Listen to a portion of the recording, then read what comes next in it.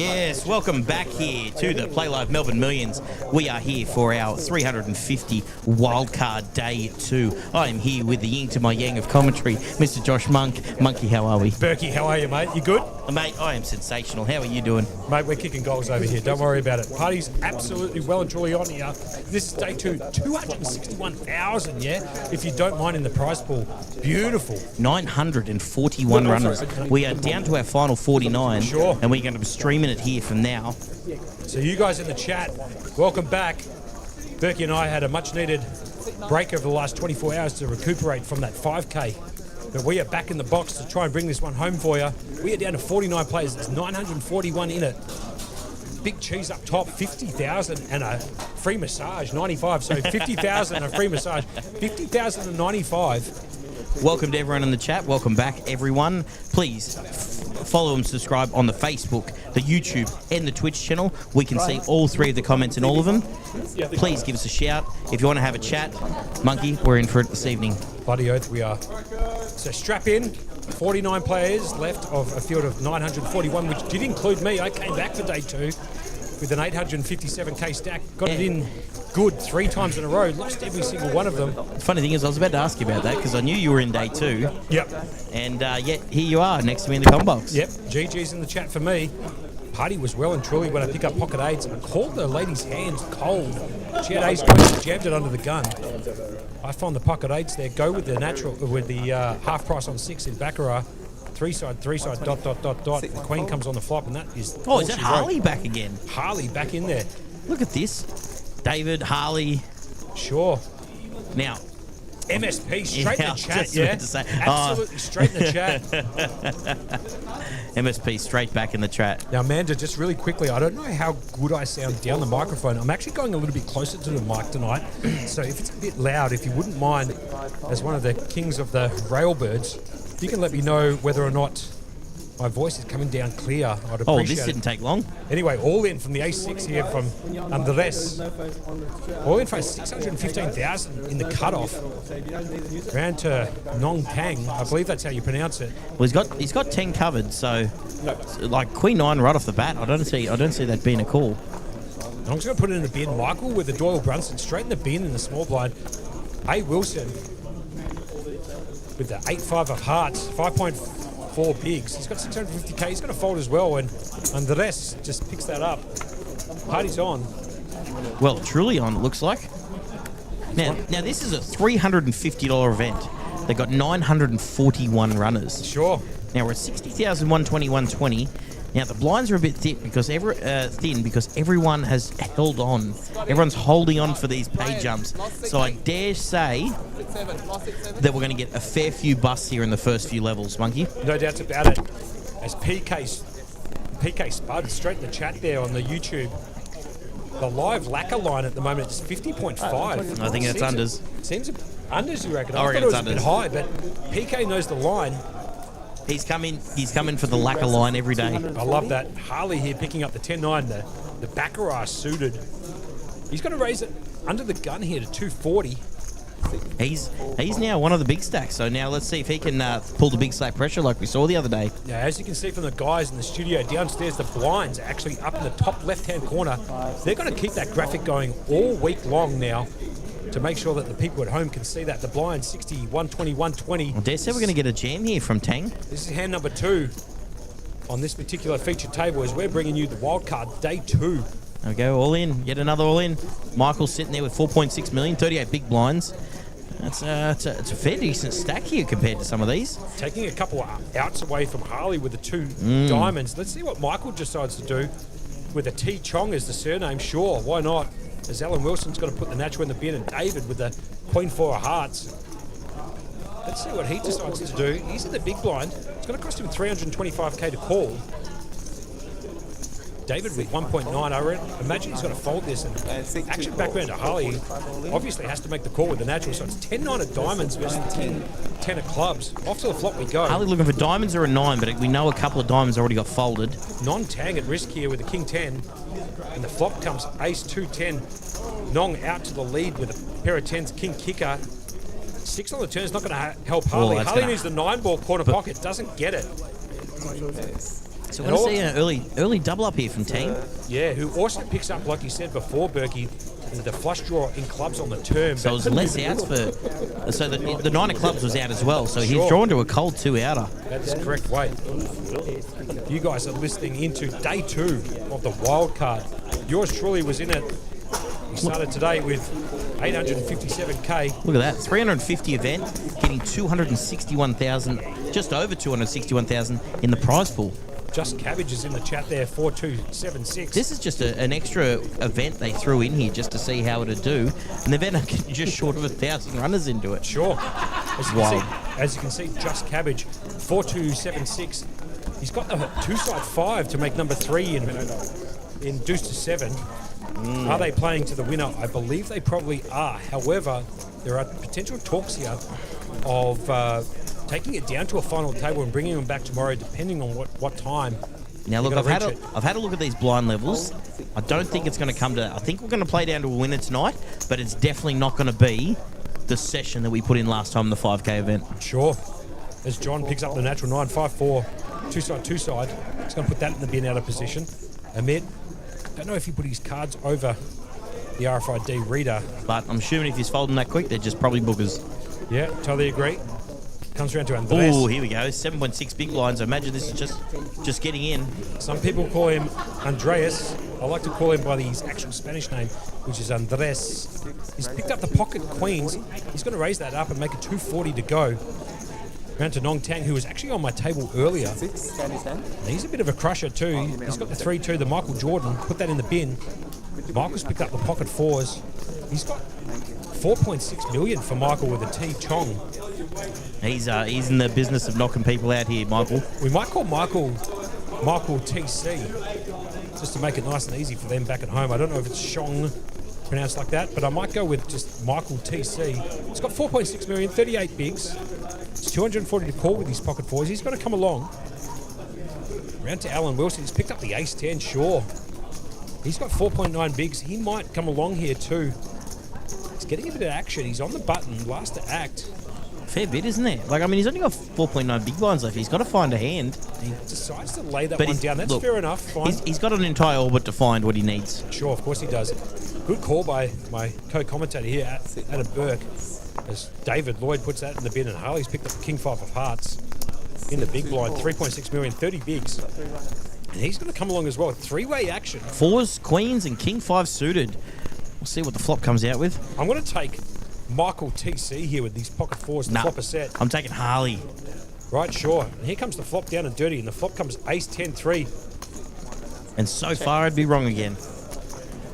And I believe Alan Wilson would have flopped top 2 pair. He would have, yeah. He had to pick a hand. But, you know, it's easier talking about results after the cards are folded, isn't it? We're not results orientated here in the box. I can tell you that much for free as Andreas comes out with a C-bet. 300K. It's going to go fold by Michael TC. And Harley can't continue with the King 5 of Hearts, and that's party over. Well played. I think he actually got max value there out of min raising it instead of jamming it. So, Andres San Miguel up to 13 bigs now, 1.575. Playable stack. Blinds, as we can see, and the hand count, top left-hand corner, 60, 120, 120. This is hand number 3. Those of you in the chat who are just joining us, who have been here with us before, please shoot us a like, subscribe, check out the Facebook page, the YouTube channel, or Twitch. You can see us on all of them for free $99. It's a great price. Well played. Very good. That was free $99, not $3.99. Oh, it's definitely free. Yeah, definitely free. Well said, sir. Fold from John with the ace-9. King 7 for a mitt. He's finally found the RFID reader on the table. He's going to put that in the bin. Round to Nong. I believe that's how you pronounce it. Maybe somebody might be able to help me out there, but we're going to call him Mr. Tang. Mr. Tang. Mr. Tang, sure. We could call him sweet and sour with a tang. 8-6 off. He's got to fold that round to Michael TC. With his natural 9 just in the bin. Alan Wilson picks up the natural as well. This could be it. Off. This could be it. He's in the cutoff. I think he's going to try and run this hand. I would too. There he goes. There it is. All in. 590K. I think that's the 3rd or 4th natural 9 in a row I've seen. David's going to fold in the dealer button. Oh, another one from Harley. Just sure. folds around, picks up the blinds, which when you got 5 big blinds, it massive help. Reno in the chat there on YouTube saying, loving this. We appreciate that, Reno. We're going to be calling the action most likely most of the evening, unless we can find some other commentators to jump in the comm box and see you guys home. Berkey and I have done some pretty big stints over the last few days, so we're trying to keep our vibe going and keep our throats nice and clear. Well, I mean, I'm here with the best combination, which is a vape and a beer, so that keeps us going just nicely. No doubts about it. I'm on the monkey shoulder and Coke no sugar, so we're continuing a couple of turpentines throughout the evening. We might have to roll it back a little bit just to make sure that we can call the action, as Andreas here just picks up the pocket aces, if you don't mind. Oh, after getting jammed into by ace 7. And he's asking for a count. I don't know really why he's asking for a count. Maybe he's just trying to Hollywood this as he looks over to the screen. You got to realise he's got people behind him. So he's got to try to figure out not only how to get this in, but how to get value from players behind. Now, is it an open jam or is it a flat call? Good call by you, Berkey. Like that. He's got to move it all in for 1.575. Thinking with aces, you just got to call, but either way...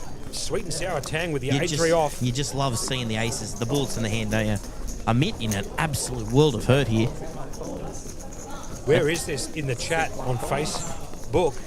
We are at 129 York Street, South Melbourne in Victoria. This is the Playlive headquarters, and you're watching day 2 of the Wildcard. Absolutely outrageous prize pool, to be perfectly honest with you. Of over 200 and I believe 60k. Like I said, 261k, as you can see from the event ribbon at the bottom. The ace 7 in a world of trouble here against the aces. Berkey, call the action. I don't know how he's going to get out of this. He's going to require a couple of 7s here. Sure. None on the flop. I think he's got backdoor chop outs with the straight, and that's about it. He's also got diamonds, but the diamonds don't come in on the turn. The river. Oh, just the ace. Just, if you don't mind. Sure, just the one outer ace, just to really rub it in. Absolutely, GG's there. The ace 7 goes down in flames against Andreas. Picking up a nice pot there, Andreas. Picking up a pretty decent pot there. Big blinds, super handy, especially in these low big blind fields. 9-5. Guys, I apologise, Berkey. I've spoken over you twice there.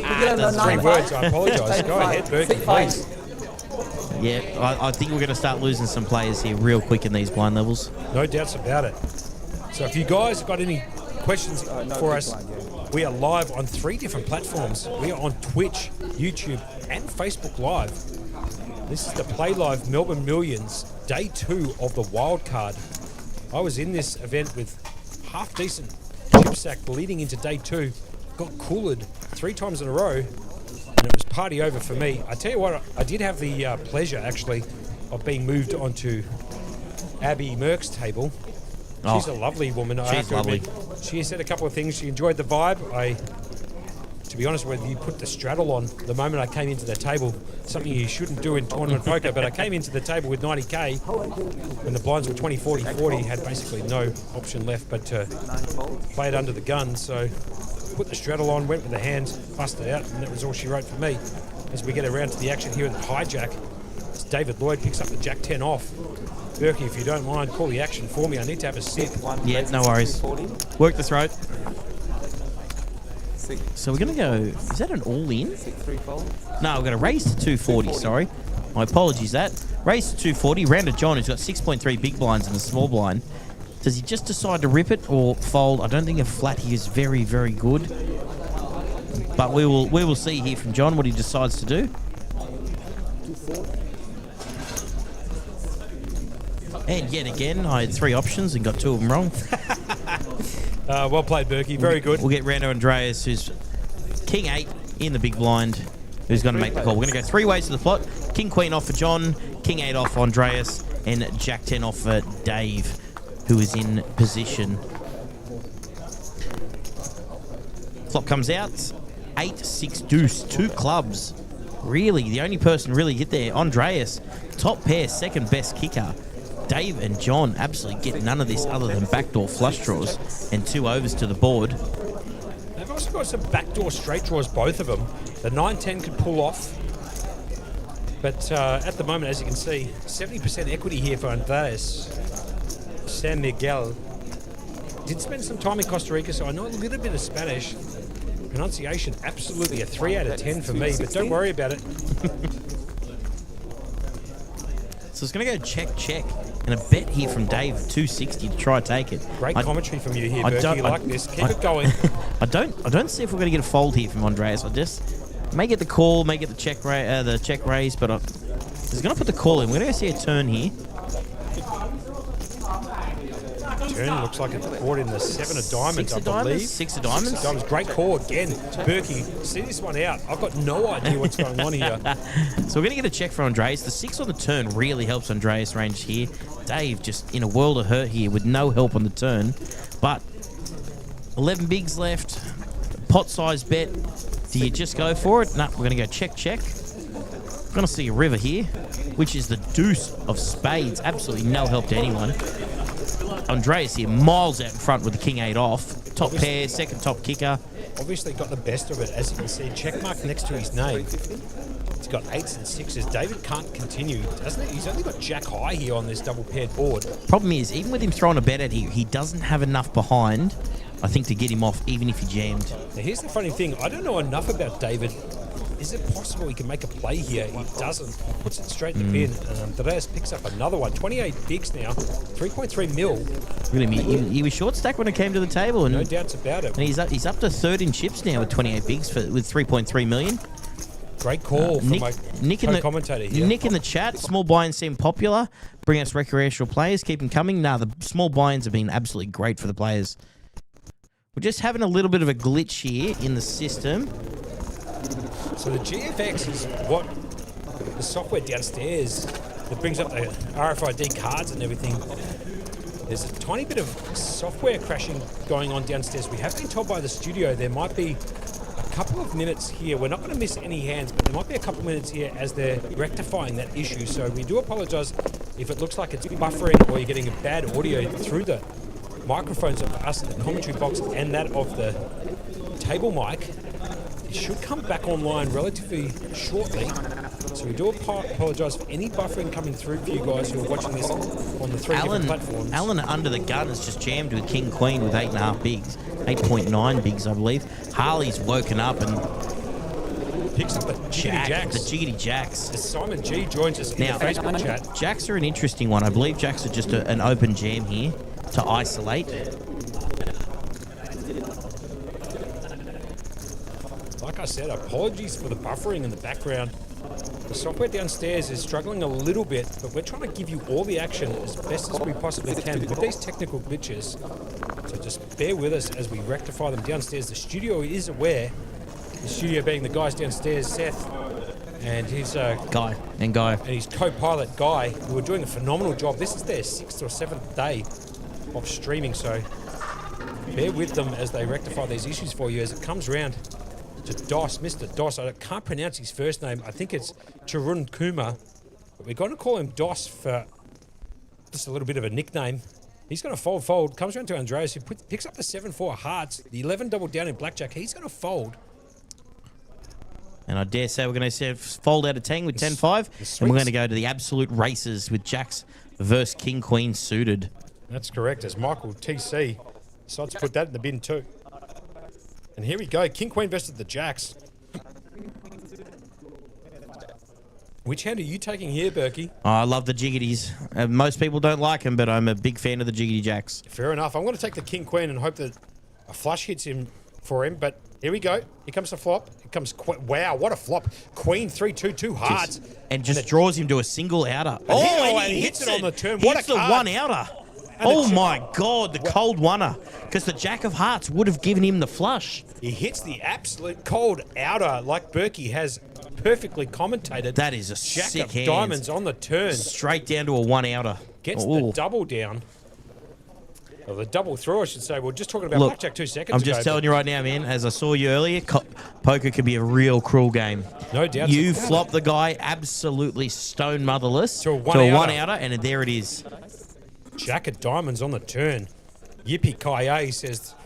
Yippee-ki-yay. Yippee-ki-yay. I love bringing in the movie references. No doubts about it. Yippee-ki-yay on the turn as the Jack of Diamonds spikes. No heart at the river, and there's a beautiful double through there as the King Queen that flopped the top pair with the flush draw goes down in flames. You're now watching hand 9, as you can see up in the top left-hand corner, with the blind posted up there as well for you guys at home. 61-20, 120. It's hard to feel like it's hand 9. We've already seen some sick beats, knockouts, hands. Like it's hand. So we're down to 41 left of this 941. Sure. Harley, I think, had the pocket jacks there and spikes that. He did. Jack of Diamonds on the turn, sure. The cold one-outer on the turn. Most arctic of cards on the turn. We're down to 7 players all of a sudden here on the feature table. There's going to be a couple of players most likely coming into this table for some rebalancing. There is 41 players left out of 941, which means 900 have gone into the toilet, inclusive of myself, and I believe you too, Berkey. You were in there for a few bullets, is that correct? 4, I believe. Yeah, 4 bullets. Sure. Didn't even bag for day 2. Perfect. Well Actually, played. not even that. I don't even think I got above starting stack any of these ones. Outstanding play from my co-pilot here in the commentary box. 4 bullets for not even more than the starting stack. And we're 3-way action here at the moment. It's 10-8 versus the natural 9, 7-deuce off. The 7-deuce game is not on as the flop comes Jack 4-8, 2 hearts. As you can see, Michael TC out in front with a pair of 8s. It's gone checked all the way around. Another 8 peels off on the turn. Michael taking a commanding lead, as you Just can see. taking the check mark. Check Right mark, on the turn. Check mark next to his name. Nobody else in this pot can win outside of running a bluff. But Michael won't be going anywhere here with his 10-8, the natural, as he picks up trips on the turn. He's got about 150. Lloyd's putting it straight in the bin. And Nong has to go along with it, drawing dead too. So Nong's out too. All of a sudden, we've had 3 busts out on this table. And we're going into 10th hand. No doubts about it. As the ace peels off, no help, obviously, to the King 10 that was drawing dead. And we're down to 6 on this feature table. All of a sudden, Berkey, whoever's dealing this game at the moment, is pulling out some pretty good cards. I believe it's Howie. I believe it's that boy Howie. Lost seat 8. Now, I apologise for that reverb in the back, guys. They are working on it. So, there we go. Actually, partial in the thing is going, his name's pronounced Taran. Yeah, I was just about to bring that up in the Twitch. We appreciate you watching us on the Twitch. It's a very good stream on the Twitch. Name is pronounced Taran. Okay, we appreciate that. Any help possible with pronouncing people's names, as we are very... It's one thing I struggle with. I see long names and I just freak out with them. I'm not even going to joke with you, Berkey. About a year ago, I had somebody who started with an XY in his name. And I'll tell you what, if it wasn't xylophone, I was having a very difficult day in the combox trying to call his name. I think it was Iomi at the end with the X being silent, but don't worry about it as John Nichols picks up the A7 of spades. You're going to raise it up and make it 425k to go in the hijack. Fold it around. Michael TC. He's got 5 million. Decent chip stack. Very decent chip stack here. 33 bigs. Sure. Huge in this position. Why not? As Annie Kong comes in there, I think the T is silent. Annie Chong, partner to my partner in crime here in the combox, Adam Burke. So I think it might be easier just to call him Michael Chong. Chong? So we're going to go with that. I hope that's good enough. As Harley comes into the chat on the Playlive Facebook. Hello, gentlemen. About time you boys were back. Thought we lost you after the finish on Wednesday morning. Ali was in the chat a lot of the time. Good on you, Ali, for joining us back here. You are listening to Josh Monk, a.k.a. Monkey, with his co-conspirator of the You Can't Make It Up podcast, Adam Burke. A.k.a. Berkey. A.k.a. Berkey. Good shout out to Berkey. A.k.a. Pocket Fives. A.k.a. the Pocket Fives. This is the Wildcard Day 2, live on a 20-minute delay at the Playlive Melbourne Millions, 129 York Street, South Melbourne in Victoria. $350 buy-in, 261, 435 prize pool. Geez, if you don't mind, first is 50,095, second is 30 lacquers, plus a little bit of change. How interesting is it you can buy in for a $350 tournament and it'll be playing for 50,000 up top? Unbelievable. As PK in the YouTube chat there goes, he pretty much goes by Tarun. So we're going to go with that, Tarun. Or Tarun. I don't know. Just let me know if it's number 1, if it's Tarun, or if it's Tarun. Option number 1, option number 2, just let me know. as Jordan Riley's joined into the table here. Jordan, as you can see, he's got that. Straight into it, 1.1 mils, 7.3 bigs. Someone needs to tell him he needs to scan those cards, but Don't worry I'm about sure it. he get used to it eventually. He's got that 1970s moustache going for him. Full head of hair on the bloke too. As it comes around to Michael Chong. It's become the new classic Aussie look, hasn't it? Even for the young folks. No doubt. You see the AFL, everyone's wearing the long dreads and the mustache now. It's really coming back into fashion. No doubts about it. Okay, pronounced Tehran. Okay, so we're going to go with option number 2, pronounced Tehran. Apologies if we got that wrong to start with, but now we know the details, so we're going to do it properly now. Harley Gents with the what hand? He's got the Martinelli, the 9-4 off. Martinelli famously going on to win the opening event with 9-4. He had 5 or Three and a half. Three and a half bigs. Decided to jam it with a 9-4. Said Bink as the 9 hit on the flop. He went on to win that event for 58 lacquer. Chuck up the lacquer count. I think we might be up to probably 5 or 6. So it's a pretty good line at 50.5. Yeah, I thought it was a pretty good line myself. Because we say it without even realising it. You know, you got your monkeyisms and your Burkeisms, and for some reason, lacquer just seems to fit in both of our vocab. As Riff comes into the chat here too, lol. Berkster had a heap of chips. I was on his table, lol. I don't know if he's referring to you or another player that's out Riff. there. That's definitely Riff. He thought I had heaps of chips, but I'm telling you right now, it wasn't heaps. So Riff is actually coming in with a 3-bet against PK Spud in the chat saying, lol, not even close. It's to run DOS. I believe that's how you pronounce it. So we've got a battle in the chats here between the Facebook Live. The Facebook Live and the Twitch stream about how to pronounce it. We've got a heads-up battle between Riff Mustafa and PK Spud. Lacquer count at 6 at the moment. Call it 7 now. And let's see what happens in the chat. Well, David Lloyd here in the cutoff, jamming for 910,000 with ace-7 off. At that point, once you've got that little big blind, you just got to find a hand and go with it. John with ace-5 in the big blind, calling it as well. We're going to have ace-5 versus ace-7 off. Another ace-5. I saw I'm an telling you ace-5 right, earlier you know too. what's funny? I'm going to take the ace-5 just because it was dealt the other day 1,000 times. No, but it was dealt twice already. It was an ace-5 earlier. I think it hand 3, Berkey. So Yeah. ace-5 counter, might as well put it up there as the 5 hits on the flop. And John takes the lead here against David Lloyd. Looks like it's going to be down to a 7 and 7 only for... Doesn't get there as John takes the double through. And John all of a sudden, John Nicholas on 12 bigs, 1.755 as David takes a big hit to his stack. He's got 3.3 bigs at 490k. Riff over here says it's not even close, it's Tarun. So we've got the Facebook chat joining in as well. No doubts. This is what I was referring to before. We've got a heads-up battle between the Facebook... No, now we've got 3. Because we've got over here, we've got Tehran, we've got down here, we've got Tehran, and up here we've got Tarun. Right, I'll tell you what I might do, Berkey, just to make sure we can get this correct. I might even go down there myself and ask him directly, straight from the horse's mouth. Yep. If it's Tarun, I think that's a or great any other idea. version of that pronunciation. Raniako from the YouTube chat. Hi, guys. I believe he's one of our Japanese listeners. It's a great call from you. He says, hi, guys. So if you guys are just tuning in, you got Monkey and Berkey seeing this one out at the moment. This is the Wildcard Day 2 live at the Playlive Melbourne Millions. This is a $350 buy, and have a look at that prize pool just quietly, Berkey. 261, 435, 50 lacquer, plus a massage for $95 for first. Second is 30,900. Third is 19 and change. And as you can see from the event ribbon at the bottom of your screen, telling you the rest of the placing, we've got 39 left. Ange Christo for Carlton used to wear the number 39, showing my age there a little bit. Blinds up in the left-hand corner. They have gone up at 75, 150, 150. This is hand 14 of day 2. Did you say you were 39? No, Ange Christo for Carlton was number 39. Every time he kicked the ball, they said woof. They went woof, like that. Jordan Riley all in with the pocket fours, the natural 8. Monkey be loving this. Look at another ace-5. Just saying, just goes down.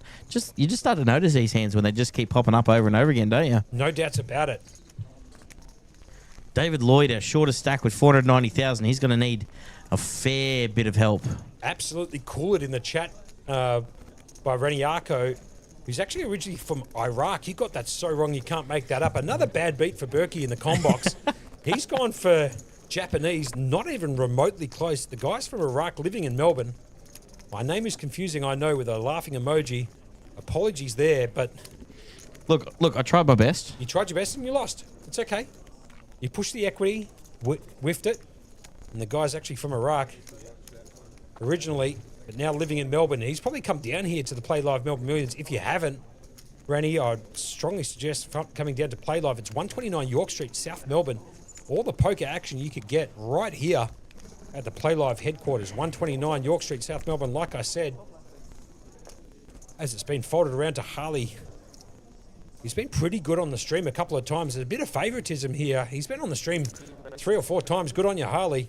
Well, that just means he's playing well and he's getting these good spots. No doubts about it. He raised it up. I had a nice long chat downstairs with him before the start. At the start of the day there, and I was asking him about his heads-up battle, what felt like a heads-up battle with Amin. Yep. You know, the 3 bets, 4 bets, stuff like that. And he just looks at me and goes, "Amin's the GOAT." But he said, "You put me on the left of him and run those hands over again, and we'll see how good we run." So look, backing himself, Harley. It's good. You've got to back yourself in these spots. Harley with the hijack, raising with a 10-3 suited.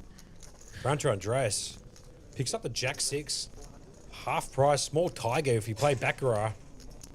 He's in the big blind. It's going to cost him 150 to call as Annie Kong just jumps straight in to the commentary area here, puts down my bum bag that I left in her car. It's a Jordan bum bag too, sure, thank you very much.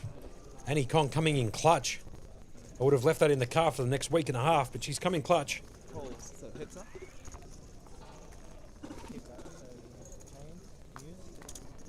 All right, we've just had a 4th person join the chat. Apparently, Bridges, Mr. CEO of this place, said it's Taryn. There we go. It looks like Riff might have actually come up clutch here with Taryn. Could be the first time for Riff. Spud goes down with the Tarun. So I believe that Riff's got the win there. Check mark next to his name on the pronunciation. It's Taryn Doss. Here we go. Unlucky there, PK Spud. It was a heads-up battle. Might have just missed it. Running second, but second's good prize money there in the chat. Okay, Harley again with the Jack 10 suited. Your favourite hand. Jack 10 of diamonds. It's an absolute monster. Well, he has to raise it up. He has to know there's monkey equity there. No doubts about it. As he picks up the Jack 10 that can make 8 nut straights, believe it or not. As John Apostolidis is going to put that in the bin. Another ace-5. Believe it or John not, Nicholas. an ace-5 and he's getting involved. JN in there with a John Nicholas. He's got the ace-5 suited. He's going to come along for 300k. He has caught on the button in position as Jordan Riley, one of my favourite names ever, named after the GOAT of all time, Michael Jordan. Jordan Riley got the King Jack of clubs. The action back round to Harley. No, he didn't just call, he jammed. Like I said, he did. He moved it all in. Wow. John Nicholas was the person who caught with the ace-5, so round to Jordan, who jammed it all in for 1.315. Harley looks like he's wearing a wig, but believe it or not, that's his real hair. Golden locks, Harley. Got the Goldilocks on. Full facial beard too. No spotting there whatsoever. What a genius. He went back and watched some of the stream, man. He was a big fan of the commentary. There you go. As Dean says, Jordan Riley, one of my boys, Monkey. So shout out to Dean in the chat. He's going for the Jordan Riley here. Look, I'll be perfectly honest. I don't want to sound biased, but Jordan is the name of my dog. I'm a huge Michael Jordan fan, as everybody would know. I wear the Jordan merch basically every day of the week. So he's re-jammed over the top here, Harley. Harley, I should say. I don't think he realised how far he's behind, but like the Jacks before, when he was behind, he spiked a 1-outer. He's feeling good today. He's making some moves. He's getting amongst it. We're going to go to a flop. Jordan, King Jack of clubs, which you're going to have to... Oh, you've got your favourite name versus your favourite hand, Monkey. Which one are you going to take? Look, I'm going to have to go with the Jordan just because of Michael Jordan. He's number 1 for me. All right, well, I'm going to take your favourite hand to win then. And here we go. King Jack of clubs versus the Jack 10 of diamonds. No help to either of them. The King Jack miles out in front at the moment. 78% of... Oh, that brings in open-ended straight draws. And the rev card's the 7 of spades. Does not help Harley whatsoever. He's going to double Jordan. And Jordan gets it done for Dean in the chat. King Jack high, good enough to get it done. And that's all she wrote. Jordan, also the name of my dog, named after the GOAT himself, Michael. Up to 21 bigs now, 3.155 million. I mean, you're also a fan of the other MJ, aren't you? King of Pop? King of Pop, absolutely, Berkey. Great call from you. He's my number 1 there too, so We're going MJ, 1-1 in the top spot. Nothing between them, no edge. Absolutely pure equity on both of those people. Michael Jackson and Michael Jordan. Nut, as some might call it. We do apologise for that buffering. Studio downstairs, if you can hear us. No, they're working. Apparently some magic's happening soon. The magic is happening downstairs, according to Berkey, who's get the direct message straight from his phone down to the guys in the studio as Harry. It's a bit tough because we're on a 20-minute delay and everything they do requires 20 minutes.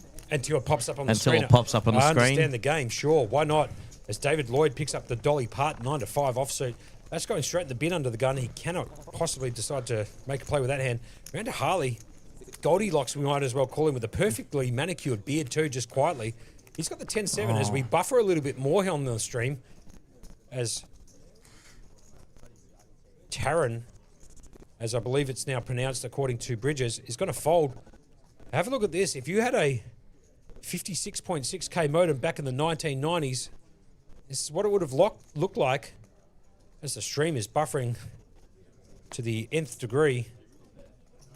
Line by line worth of code being downloaded at the moment.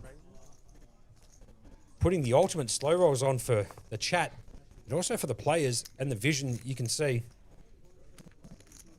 Taran's going to put it in the bin. Absolutely apologise for this, guys. We are still working on it. This is our first series of streaming. The table's thrown together. We had our boy Matty Marshall.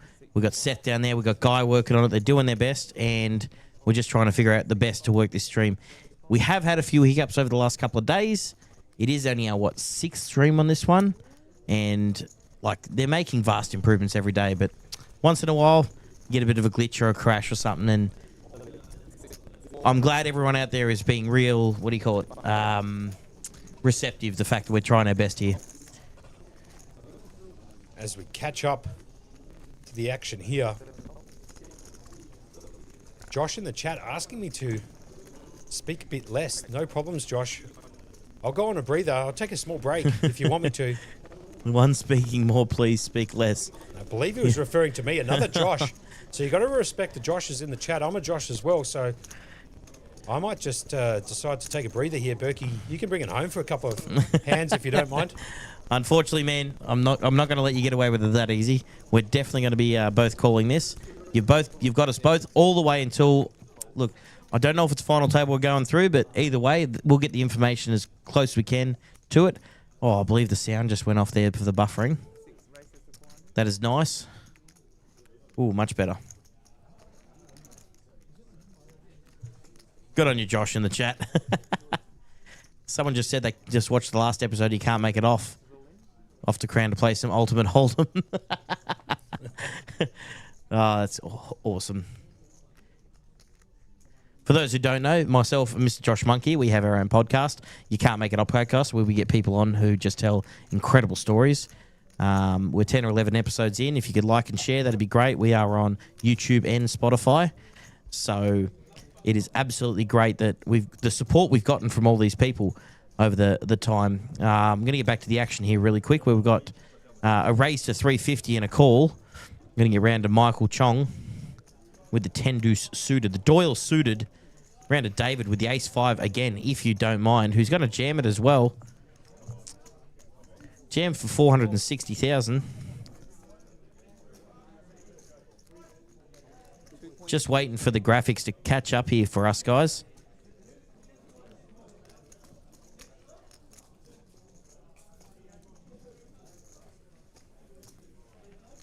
So we've got an all-in call. We're going to go three ways to the flop. One person all-in. Ace-5 offsuit at risk versus Ace-Jack and Queen-10 off. We've got an 8-7-3, two clubs. Wow, not really helping any of these guys. Ace-Jack ahead with the Ace-Jack, with the Jack being the kicker, ahead of the Ace-5. Queen-10, Jordan out there in no man's land. Running backdoor straights. Who's going to get away? We're going to go bet, fold. We're going to go heads up, Ace-Jack versus Ace-5. Running straight for Dave or a 5. Or we are going to lose Dave out of this tournament. Got a deuce on the turn. Draws to a 4 or 5. 8 of diamonds on the river. Ace Jack is going to hold. We're going to lose David Lloyd here. And we are just losing players left and right in this tournament. It's about time that, you know, the average big blinds are going up. We've lost a fair bit of people. I'm going to start getting some more real good play here. I've taken my 2-hand penalty here in the com box. Just for Josh, I gave myself a 2-hand penalty there for over-speaking in the commentary box. But as Ali comes in clutch, he goes, I think, Monkey, you should keep going and doing what you're doing, mate. Welcome, MSP, to the stream. Don't worry about it. I've come straight back in, Josh. Josh gave me the two-hand penalty, but come straight back in here. Taryn here with ace-4 suited. 2.5 million, 17 bigs. He's going to put that in the bin. 8-5 for John off.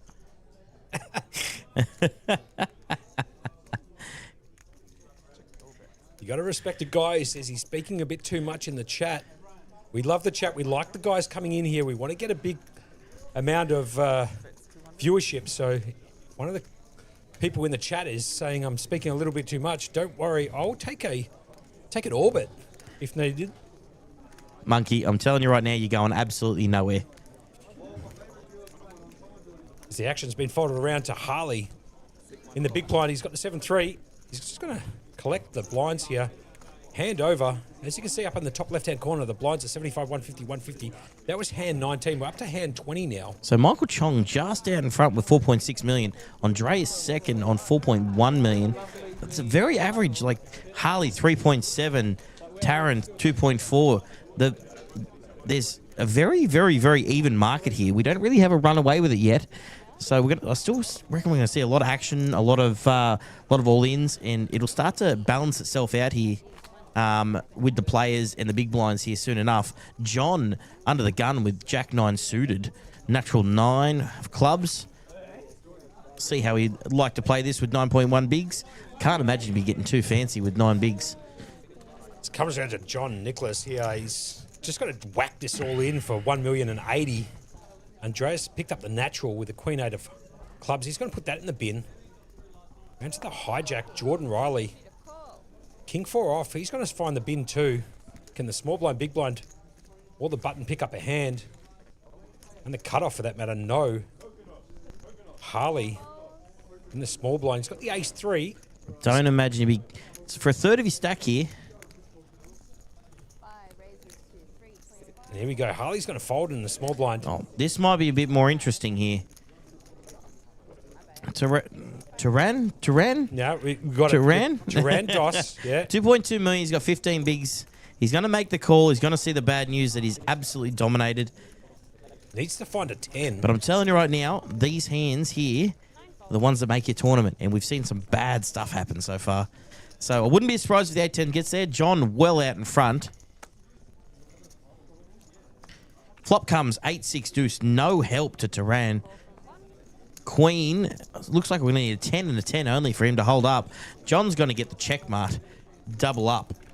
There's the 4-side 9 of hearts. Yeah, it's always the 4-side. You'd have a field day with that if you saw the 4-side, wouldn't you? Look, if it was a cash game, mate, I'd be flicking the dealer to flick me the card so I can squeeze it up. 4-side, give me an opportunity to hit the 10. But the 9 of hearts doesn't get it done. And the ace-jack, like you said, Berkey, gets the job done for John Nicholas, who doubles through. He's up to 16 bigs now. 2.385 mil. And we are off to hand 21. Blind 75, 150, 150. You're watching day 2 of the Wildcard. 50 lacquers up top. As mentioned a couple of times before, this is live on a 20-minute delay at the Playlive Melbourne Millions, 129 York Street, South Melbourne. If you want to play some tournament poker, this is the place to be. There's another 6 days of this event series to go on, so jump onto playlive.melbourne, and if you can find a tournament, come down here and shoot some bullets. There's still plenty of tournaments to go. We've got another 6 days of play here in the series. About it. Good call by you, Berkey. If you want to jump into the main, you do have that opportunity. Saturday. On Saturday, the 31st. That is next Saturday. Guarantees already hit with the players that have already bought in. And we've got a whole biggest flight to go on Saturday. That could be a massive flight. John here, just 1 second under the gun, picking up the aces, the American Airlines. Raises to 650. It folds round. Still folds. No one's picked up a hand. Oh, and Tarun picks up the jacks. He's going to see the bad news here. He's just gone bad beat, bad beat. As Tarun Doss here in the small blinds find the jacks. It's going to be the world of hurt versus the aces. John just picked up the last hand with the ace jack, so he might be able to go double-double here. It's jacks versus aces, heads up. For a potter worth 2.91. Flop, here we come. Flop comes 7-5-4. No help to the jacks. He needs to find one of those two outs. As you can see in the top right-hand corner, the Queen of Diamonds isn't going to help, and the River card brings in the Deuce of Clubs.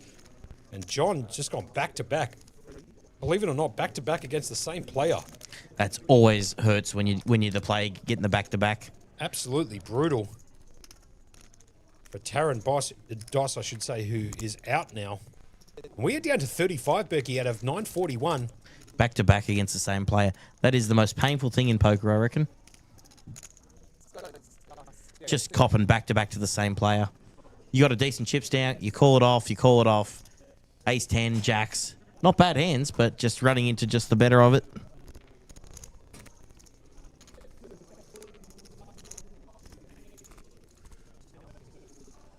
Now, I've heard we've got that reverb back in here. They've done their best. I think they're just going to shut off the mic for the moment until we can get it back up. We might try fix it up on the next break, but it'll take about 20 minutes for that reverb to stop on the table. We apologize for that. Unfortunately, because we're on the 20-minute delay, everything we feed to them is going to become 20 minutes later. So we'll keep you up with the action. Oh, we got Winston at the table. Winston, part of the furniture here. He's fighting everything. No doubts about it. As Fatty the Machine Grizz in the chat. Michael Chong racing up to 400k here. Under the gun +2. It's been followed around to the small blind. John can't find a hand. He says, give me a break. Well, the blinds are 100, 200, 200, so it's a stock standard raise.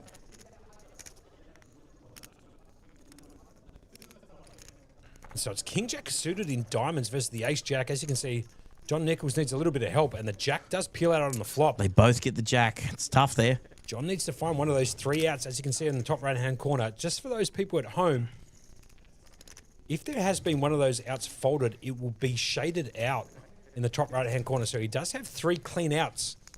No kings have been folded. So he can spike one of those 3 outs. As you can see, it's 23% to win this hand. Does have backdoor diamonds. Oh, the ace. But Jeez, what a card. So it gives Michael the 2 pair and John the flush draw. Not only a flush draw, the straight draw. Royal, he picks up the royal draw. Berkey, I don't mean to cut you off, but he picks up the royal. 10 of diamonds will give him the royal here. So it's Michael Chong out in front at the moment with the ace jack.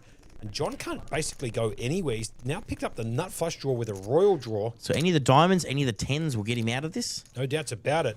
As he's facing a bet of $500,000. Still got 28% equity in this hand, so we've got a bet of 500,000. It'd be interesting to see the line he takes here, John. 9 clean outs. Do you reckon you could it's funny, without looking at Michael's hand, you could always think about semi-bluffing this, but he wants to see the river. Here comes the river down and dirty, and it brings in the 5 of clubs. Absolutely no help to John, as the check mark goes to Michael Chong with 2 pairs, aces and jacks. John's missed the entire world at the river there. He needed a diamond or a 10. No help with the 5 of clubs. Let's see what Michael decides to do here. He's going to come out with one more bet. Looks like he's going for 800 or 900k. As he does chuck out that bet. Now keep in mind, John missed his draws, but he still has the jack here, which gave him 2 pair in the river. Like I said, between 8 and 900k, he's bet right in the middle, 850. Action back on John Nicholas, who just quietly has gone back-to-back double up from the same player. Tarun, or Tarun. I believe it's Tarun, believe it or not. Anyway, back round to John, who's got 3rd best pair here. He missed his royal draw on the turn. 5 no help. It does repeat the board, so it's a potential call here from John if he wants to with 3rd best pair. 2nd best kicker. As you can see from the check mark next to Michael's name, he's got this one locked up. So let's see if John can get away from this here. I think he probably can. He's got 2.7, 13 bigs. It's going to cost him 850, approximately a third, if not a little bit more, 40% of his stack, and he decides to lay it down. Good fold. Good fold. Good fold. As Michael's now up to 6.1 mil. So Shady Hammer in the chat was asking what the buy-in was. This is the $350 wild card, 941 interest. We're down to our final 33. And we've got 50 lacquer up top. 50 large up top for a $350 buy-in event. There was 4 flights for this, and they just got bigger and bigger each week. Each flight. That's correct. We are down to 33 players out of 941. New graphics for the guys down in the studio. Top left-hand corner for those people wondering what the blinds are, which are now 100, 200, 200. They've just gone up. So if you're wondering, you can see up in the top left-hand corner, just above all the players and their chips, current blind levels, I should say. As George comes into the chat here on Facebook Live, is Michael still in? Berkey, you might be able to get a list potentially of the players still in the field, if you don't mind. The problem is with the list is when we're in prime knockout stages, I don't want to get a 20-minute delayed list to see who's in it. Sure, when we get down to the spot where we get down to, there's a bit more consistency in knockouts and a bit more, hey, is that Huss? Huss. Sorry. No doubts about Huss from the 5K who reached the final table. He is in seat 1 here. He's obviously bagged this and got some chips too, so Huss in there with 19 bigs at 3.865. It's just taken a seat. As Harley raises the ace-jack off to 400, John Nicholas is folding the ace-7 of clubs. He's going to fold. Andreas with the natural 9. If you play Baccarat, the four-side. He's going to call in the big blind, so it's heads-up action again. 10-9 versus the ace-jack. Berkey, take this one away from me. Mate, I will. 10-9 versus the ace-jack. Suits covered. We got the 7-8. Deuce, 2 clubs. Both got, so we got Andreas with this open-ended straight draw. Harley ahead with the ace-jack. 50-50 equity almost in this hand. This is actually going to be quite interesting here where this goes for me. We got the check from Andreas. I don't know where Harley's going to go from here. Does he throw the continuation bet in here? I dare... Nope. I was just about to stop myself. We're going to go see a turn. 5 of diamonds. Absolutely help to neither of them. Andreas looks like he's going to try to take this one with a $300,000 bet. I think Harley's going to fold here. I can't imagine me continuing with the ace-jack on this particular board. There is a double flush draw down, as you can see. Diamonds and clubs. There's also a straight down or straight draw potential. A 3-liner. As Harley decides to get rid of it. Andreas is going to pick that pot up.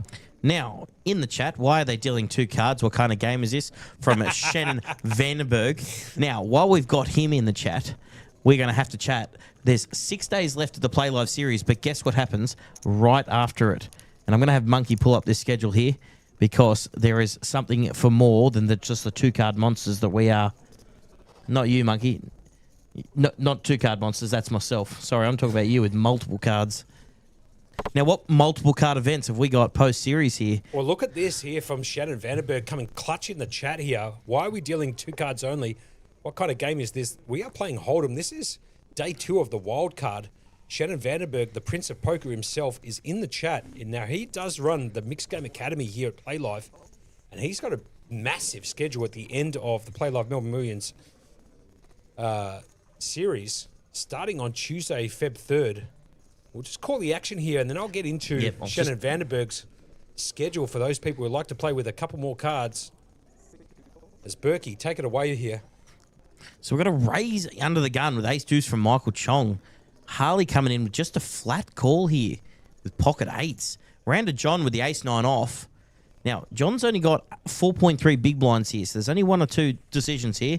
We're either getting it in or we're folding it, which is what happens. He throws it straight in the bin. John straight in the bin. Andreas, king-queen off here, decides to come along. Now, we're in the big blind here with Jordan with the jack-5 off, the Motown. Oh, that's jack-4, isn't it? No, jack-5, yeah. So jack-4. Sorry, jack-4 is a flat tire, isn't it? Sorry. Correct, wait. All right, so we're going to go see a flop here with king-queen off, ace-deuce off, and pocket 8s from Harley. Through our action to the flop, the 8s, as you can see, out in front, 37% equity 3 ways. And the flop comes ace-7-3, and Michael just spikes the ace on the flop, if you don't mind. Harley's 8s shrivel up down to 6%, and Andreas down to 4% with his king-queen. He's got backdoor draws. Back doors to the straight or back doors to 2 pair or Now, 3 of a kind? Andreas is going to check here. We're going to get a bet from Michael with top pair for 300. Harley. In a world of yeah. hurt here, just quietly, as you can see, 6% equity. He needs to find an 8 ball. I believe one of them might have been folded here too, hence the reason for why his equity is so low. But he's going to put it in the bin. That's a great fold from him. And Andreas cannot continue unless he decides to make a play at it, which would be disaster for Andreas, who's looking at 4% equity. It's 96 versus 4. Anyway, let's get back to Shannon Vandenberg's Mixed Game Academy schedule coming up. So Tuesday, Feb 3rd. Have a look at this event right here, if you don't mind. He's got the horse going on with the Milestone Sadie. That starts at 12 o'clock. That's Tuesday, the 3rd of Feb. That's horse, which is Hold'em, Omaha, 8 or better, stud Raz, and stud 8 for those people who like to play horse. It's a 11.50 buy-in, 20-minute blind levels. There are no guarantees considering how niche these events are, but I can tell you something for fact. I've played in almost every single event that the Prince has put on, and he's getting some very big prize pools, Berkey. Very, very good. I played in a few of them myself. I love my 2-card stuff, but I'll tell you what, I've really been getting into the mixed stuff lately, and no one does it better than Shannon himself, the Prince. The Prince himself. We're just going to call the action as we get back into the Mixed Game Academy stuff at the end of the Playlive Melbourne Millions series. Prince, like we said, has his own series on at the rag end of this particular Melbourne Millions, I should say, series. Get back to that in a little bit, but let's call the action first. Winston has jammed it all in under the gun with the ace-3 of diamonds. John Apostolidis is going to put that in the bin. John Nichols next to him is going to fold it. Jordan Riley, 4-3, that's in the bin. Michael Chong with a silent T. It's going to cost him $1,115,000 to call. I believe he's made a fold here, which is exactly what he does, and Winston picking it up. It's a much-needed chip, so he's up to a 1.815 mil. Back to Shannon here, just quietly, on the Tuesday, Feb 3rd, same day as that horse at 6:15 p.m., the Octagon. Now, this is one I actually meant to ask you about. The Octagon. Wow, what an event. This is just quietly looking at the structures and looking at this particular event. This is a 6:15 p.m. start on Tuesday. Like I said, the 3rd of Feb, the Octagon is a deuce to 7 triple draw into the Hold'em, into the Omaha 8 or better, stud Raz, stud 8 or better, which is the high-low version of the stud, no limit Hold'em, and PLO. 8 games right there. That's a $650 buy-in, 20-minute levels. I can imagine we're going to get a pretty decent field for that because I'll be sitting there shooting 3-4 bullets myself. So if you want to take my money... Well, from the Prince himself, he's got 14 seats locked up for the Saddies. Yeah, no doubts about it. So that's huge. If you want to come after my money, I will be here Tuesday, Feb 3rd for the Octagon. No doubts about it. I'll be busting that horse straight into the Octagon. No doubt about it. As we get back to the actions here. Andreas, King 10, raised to 400,000. Jordan, I think did he jam it all in? I'm not sure. He's put chips in, but I can't see from this angle.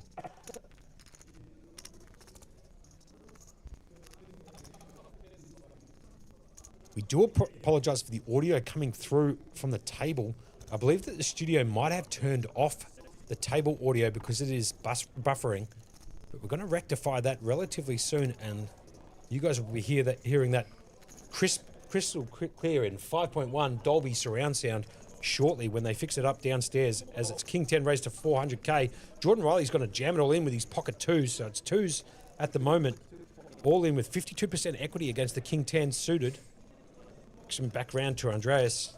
Monkey, I'm going to have you take the solo reins for a few seconds. No problems about it, Berkey. So Berkey just jumping out of the seat as Andreas puts it in the bin and the deuces gets it done. He's going to show the no side to the rail behind him. Getting back to Shannon's Mixed Game Academy stuff for those people who like to play more than 2 cards. Have a look at Wednesday, the 4th of Feb, if you don't mind. He's got a 10k horse on. You heard that correctly. A 10k horse championship, day 1. There's a $10,500 first entry buy-in, 40-minute levels. That's a horse, again, Hold'em, Omaha 8 or better, Raz, stud, and stud 8. And if you bust that first entry, the second re-entry is actually $10,250. So we're giving you a 50% Or better yet, Shannon's giving you a 50% discount on your second entry into that event. And that's on Wednesday, the 4th of Feb. That's a massive event. Shout-outs to Shannon in the chat for putting on a 10K event. No doubts about it. Now, from what I've been told, I believe that there is actually a few players flying in from interstate, and he's got the field to get that up. So the 10K horse, if you guys have got some deep pockets and want to play some horse, 10K horse starts at midday, Wednesday, the 4th of Feb. As we get back to the action here, raised to 400K from Andreas in the hijack. Michael Chong's picked up the A7, the natural offsuit. He's got 6.8 million and 34 bigs on the button. He's got to see if he can make a decision as Berkey hoeing into some M&Ms. Winston Tan's going to fold round to Huss, who's been on a billion final tables since we got here at the Playlive and started calling the action. He was in the 5K final table. Huss, was he? He was, as the flop comes down. 7 King 4, 2 hearts. No help to Huss with the Doyle Brunson 10 deuce. Andreas with the best hand and the best draw. And ace high, as you can see, equities in the bottom left-hand corner, 74-26. As Berkey takes a seat back down. Andreas is going to bet 200K. Action back on Huss. He's got no part of this board whatsoever. 6 outs in the top right-hand corner, but I can't imagine he's going to continue unless he decides to trick this one up. Berkey, over to you as I need a glass of water. No, he does exactly what you expect, and he folds it out here. Now, my lovely wife has jumped into the chat and said, Monkey, you should give out some You Can't Make It Up merch if people can knock you out of the mix game. I actually think that's a relatively great idea, to be honest with you. Might have to get onto that, Berkey. I have got some merch coming. You and I actually have got some merch coming out in different flavors, different colors, just T-shirts for the time being. We might go out to the hoodies. I've got some prototypes at home. We might try and see if we can get a shout out to the hoodies at some point on chat, if I can do a shameless plug in the background here on the RFID table. Bring out some of that merch, see if I can get it in the background. Might have to talk to the boys downstairs if I can do it. But anyway, I don't think they'd have a problem with it. Probably not. Wednesday, the 4th of Feb for the Mixed Game Academy guys, there is the Shetland Pony, the mini horse for those people who don't have the deep pockets to play the 10K. That's a $650 buy in 20-minute levels. Again, with that horse rotation of games, Hold'em, Omaha 8 or better, Raz, Stud and Stud 8. That's Wednesday the 4th at 6:15 p.m.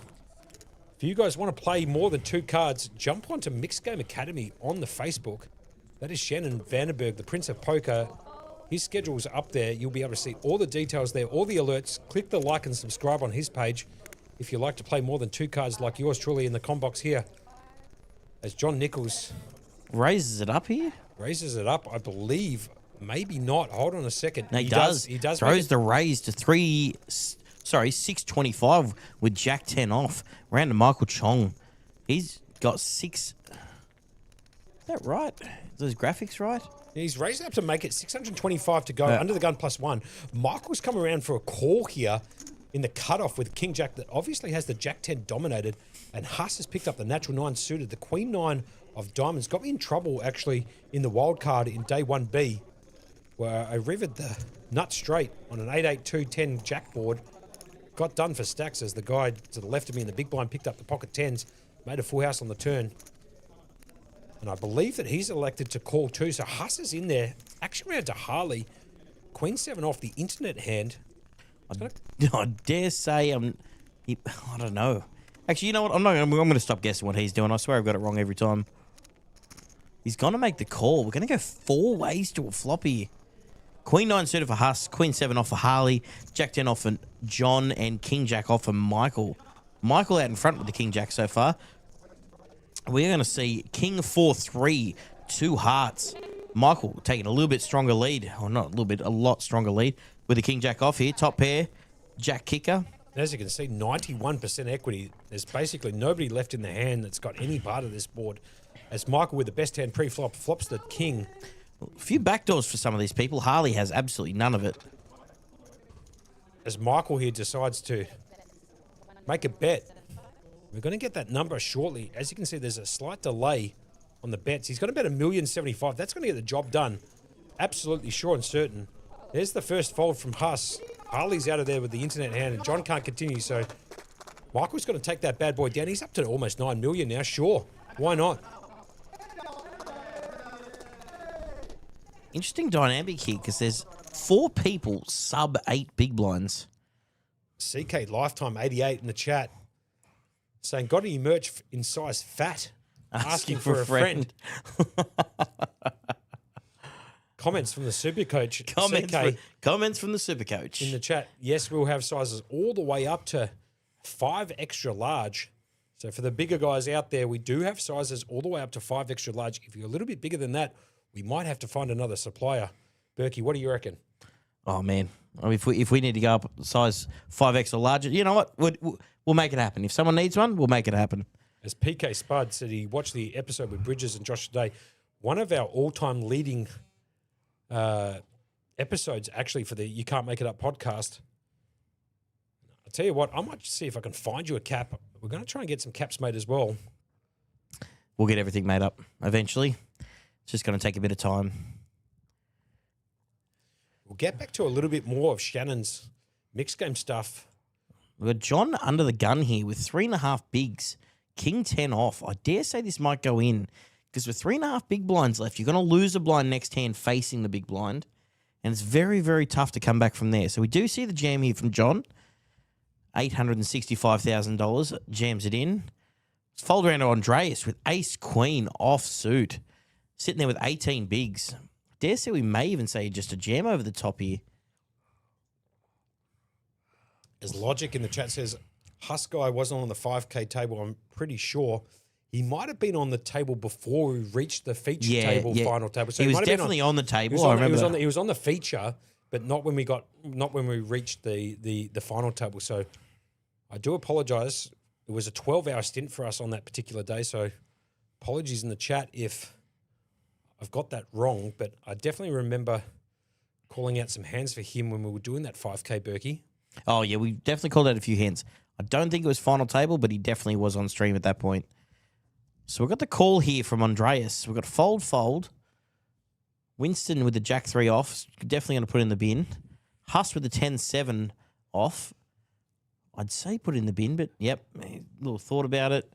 Harley Gents picks up the pocket 5s. AKA the Berkeys. We're going to call them the Berkeys all week long because my co-conspirator here in the chat, it's his favourite hand, pocket 5. So why not give him a shout-out with the pocket 5s every time they're being dealt? As Zach comes around, he's just recently joined this table here in seat 3 where the camera's currently showing on him. He's picked up the 8-7 hearts. Live cards, as you can see, the 8-7. And he's in the big blind. It's going to cost him $615K to call. He's got 3.4 million or 14 bigs. Looks like he wants to get amongst it. Fresh to the table, jump in. Why not? 7-8 suited. Roughly going to cost him 6 of his stacked call. Remember, of course, he is in the big blind. He has paid $500K towards this pot so far with the big blind plus the ante. He's going to lay it down. So we're heads up again. Berkey, over to you. We've got the King 10 and King 10 off for John versus Ace Queen off. Now, Andreas has got the suits covered as well, which is unfortunate for John. Even though it's a small percentage, he's got the suits covered as well. So we've got Ace Queen versus King 10 off. We're going to go see a flop. We're going to get Jack 8-3, which Ace is still ahead. Ace is definitely ahead now. Queen and Queen only. Oh wow, my and he God. too. Hits the gut shot on the river. Sorry to cut you off there, No, Berkey, but Queen and Queen only. And even though Andreas is holding a Queen, which gives us a cold 3 out of there, he absolutely drills it on the river. Making the absolute, if you don't mind, nut straight at the river. The King Jeez, 10. How cold's that? If you don't mind, taking it down as Andreas picks up that pot. It's Or is sick. it John? Pardon me. John picks up that pot. I apologise, Berkey. I'll tell you what, it's very sick when you're sitting here and you're like, oh, they're drawing to this and this only, and they just drill it. Oh. Well, it's tough for Andreas, but John gets the much-needed double up he's been looking for, which he needed to do that because he was coming right to the big blind. It was going to really, really cripple his stack if he didn't make a move soon. No doubts about it, Berkey. Gives us an opportunity to talk a little bit more about Mixed Game Academy stuff. Thursday the 5th. That's day 2.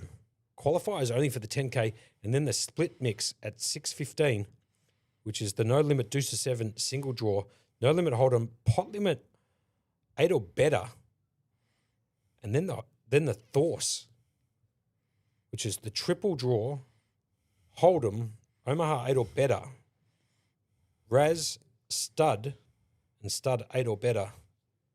after late reg. That's a $650 buy in 20-minute levels. That's on Thursday, the 5th of February. As we get back to the action here, audio from the table is down at the moment, so they're working on that downstairs in the studio, hence the reason for why you can only hear our voices in the chat at the moment, as it's been raised to 500K for Michael Chong. Folded around, Harley picks up the King 9 on the button. He's going to put that in the bin. Zach's going to fold round to John. With the King 10 he just won with. With the King 10 again, who spiked the 3-outer at the River Queen to make the nut straight, Broadway, as some people call it. 250K to call. He's in the big blind. He has already contributed 500K to this pot in this from the big blind plus the ante. So only 250K to call, as Michael Structure popped it. And let's just have a quick look here. He's shown his cards. And that's all she wrote. The King 10's not going to get that done. Michael's going to pick up that pot, deciding not to go with it. Michael just slightly getting a bigger lead. He's got 38 bigs, 9.5 million, which on this table is a huge chip lead. Shady in the chat saying, is this a day 2 tourney? It is. This is, you can see it at the bottom of the feed itself, the event ribbon that's showing all the prize money at the bottom left. Bottom of your screen. This is day 2 of the Wildcard event. There was 941 runners. We're down to 24 now, so 3 tables. 3 or 4 tables, depending on how they've isolated them. I'm going to assume there's 8. Was it 3? We got 9 on this table? Yeah, so down to 24. So let's just call it, for argument's sake, there's 3 tables left here. As that gets folded around to Winston, he's going to fold. He's got 5.3 bigs, not much to work with. Haas is going to put it in the bin. Harley picks up the natural. He's going to fold that as well. Round to Zach. He picks up the Jack 7 off on the button. He's going to lay that down. Round to John Apostolidis. The 8-2 off. Absolute shocker. He's probably going to put that in the bin too. So, wow. Hold on a second. Walk. He jammed it. He jammed. He jammed it straight into the big blind. He's going to collect the big blind plus the ante. Just the 8 deuce? With the ace deuce. It looked like he was saying, nah, man, give me some different cards. But actually, he was jamming it there. So, John, as you can see. So, we got Michael Chong with 38 bigs, $9.5 million. $9.5 million chips, I should correct myself to say. Quite interesting dynamics here. We've got a few people, we've got very short stacks. I'm very surprised it's taken this long to get a few jams in here. Winston on 5.3.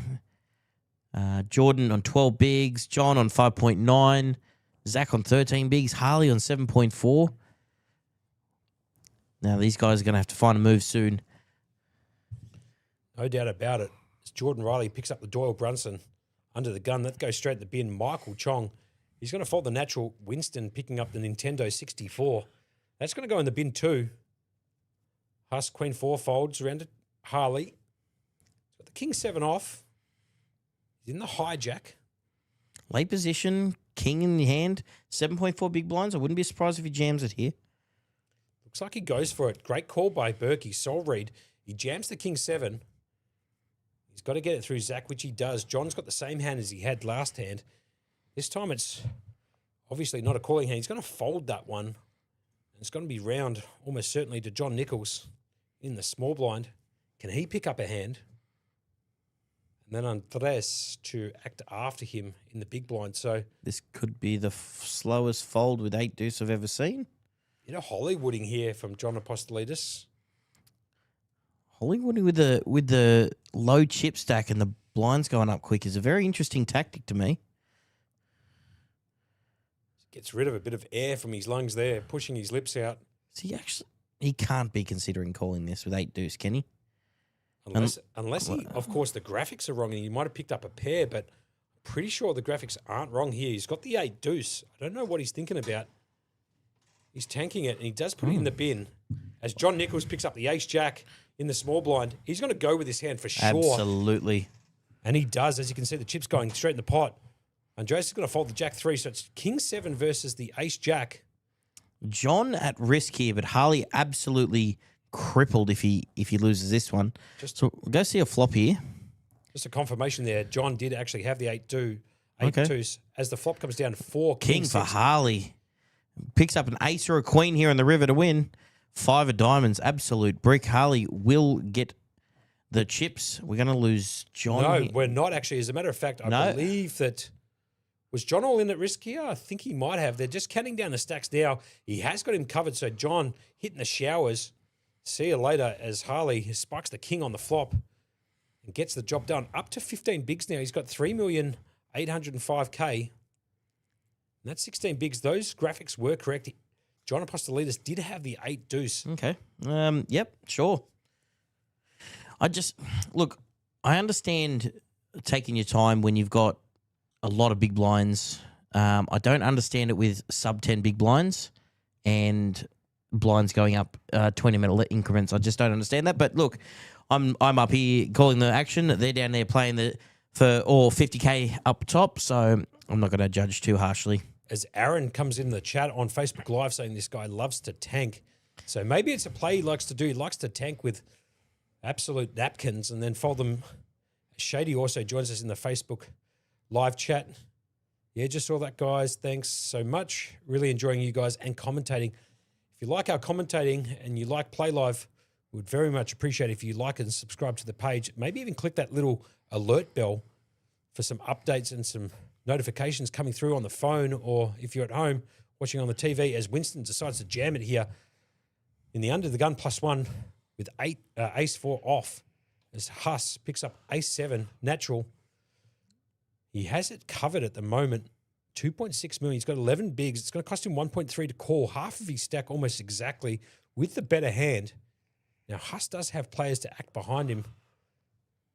So let's see what he decides and deciphers out of this one, whether or not he wants to go with this hand. Berkey, what do you reckon? Look, 11 bigs is such an awkward amount.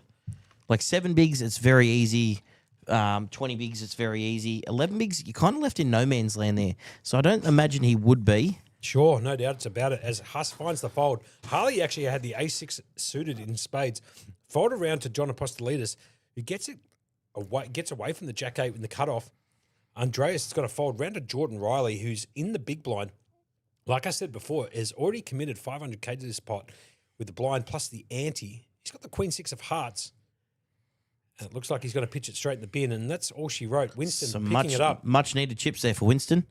He's gone up to 7.8 big blinds. Still the short stack, but definitely more dangerous there with a few extra bigs. No doubts about it. Let's get back to Shannon Vandenberg's schedule just really quickly. So the split mix, which was on Thursday the 5th, like I said before, 6:15 start, $650 buy in 20-minute levels, no limit deuce to 7 single draw, no limit hold'em and PLO 8. Then Thorse, which is triple draw, hold'em, Omaha 8 or better, pardon me, Raz, stud, and stud 8 or better. That's after late registration closes. So pretty interesting little event there, the split mix.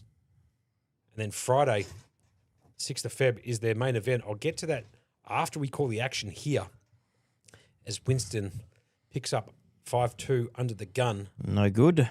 Huss with the jack 3, you're going to fold that. Round to Harley with the king 8 suited. 15 bigs, 3.8 mil. I think it's time to start getting some chips in the middle here for these guys. He is going to raise it up to 500,000 with the king 8 suited of the hearts variety.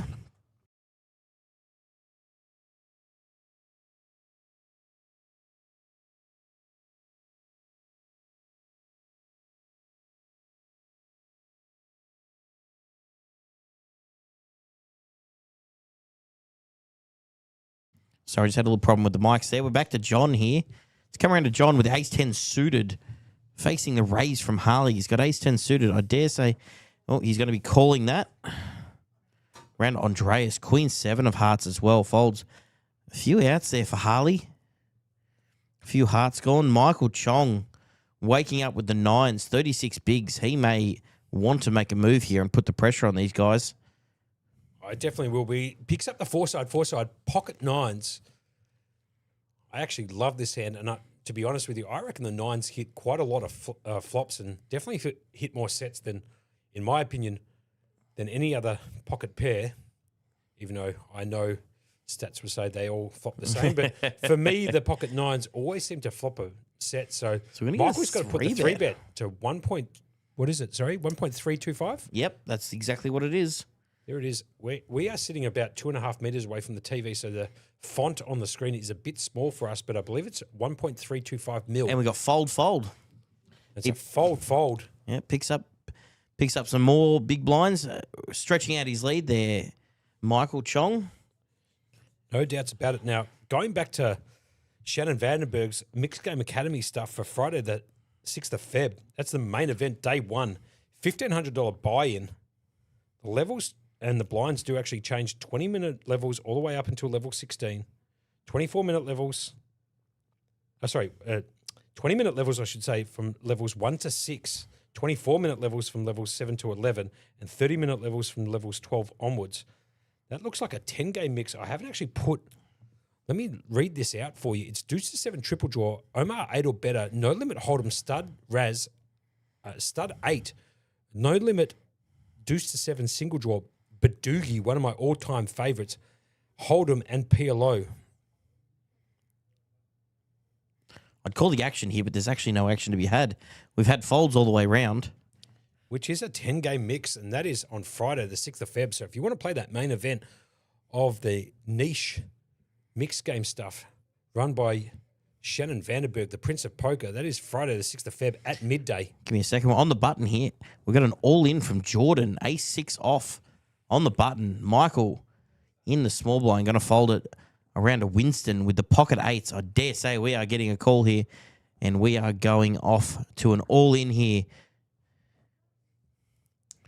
So Winston's going to be at risk here with 1.69 million. Jordan just covering him by about 800,000. Flop's going to be King 8 deuce, and Winston just flopping the set. Check mark next to his name. Absolutely drawing this ace-6 dead. Getting the boat on the river with the king. Good on Winston there. He's actually picked it up now. Have a look at the chips now. He's just doubled through. He's got 15 bigs and coming second in chips on this featured table with only 15 bigs. So as you can see, Michael's got a huge chip stack, over 10 million, 42 bigs.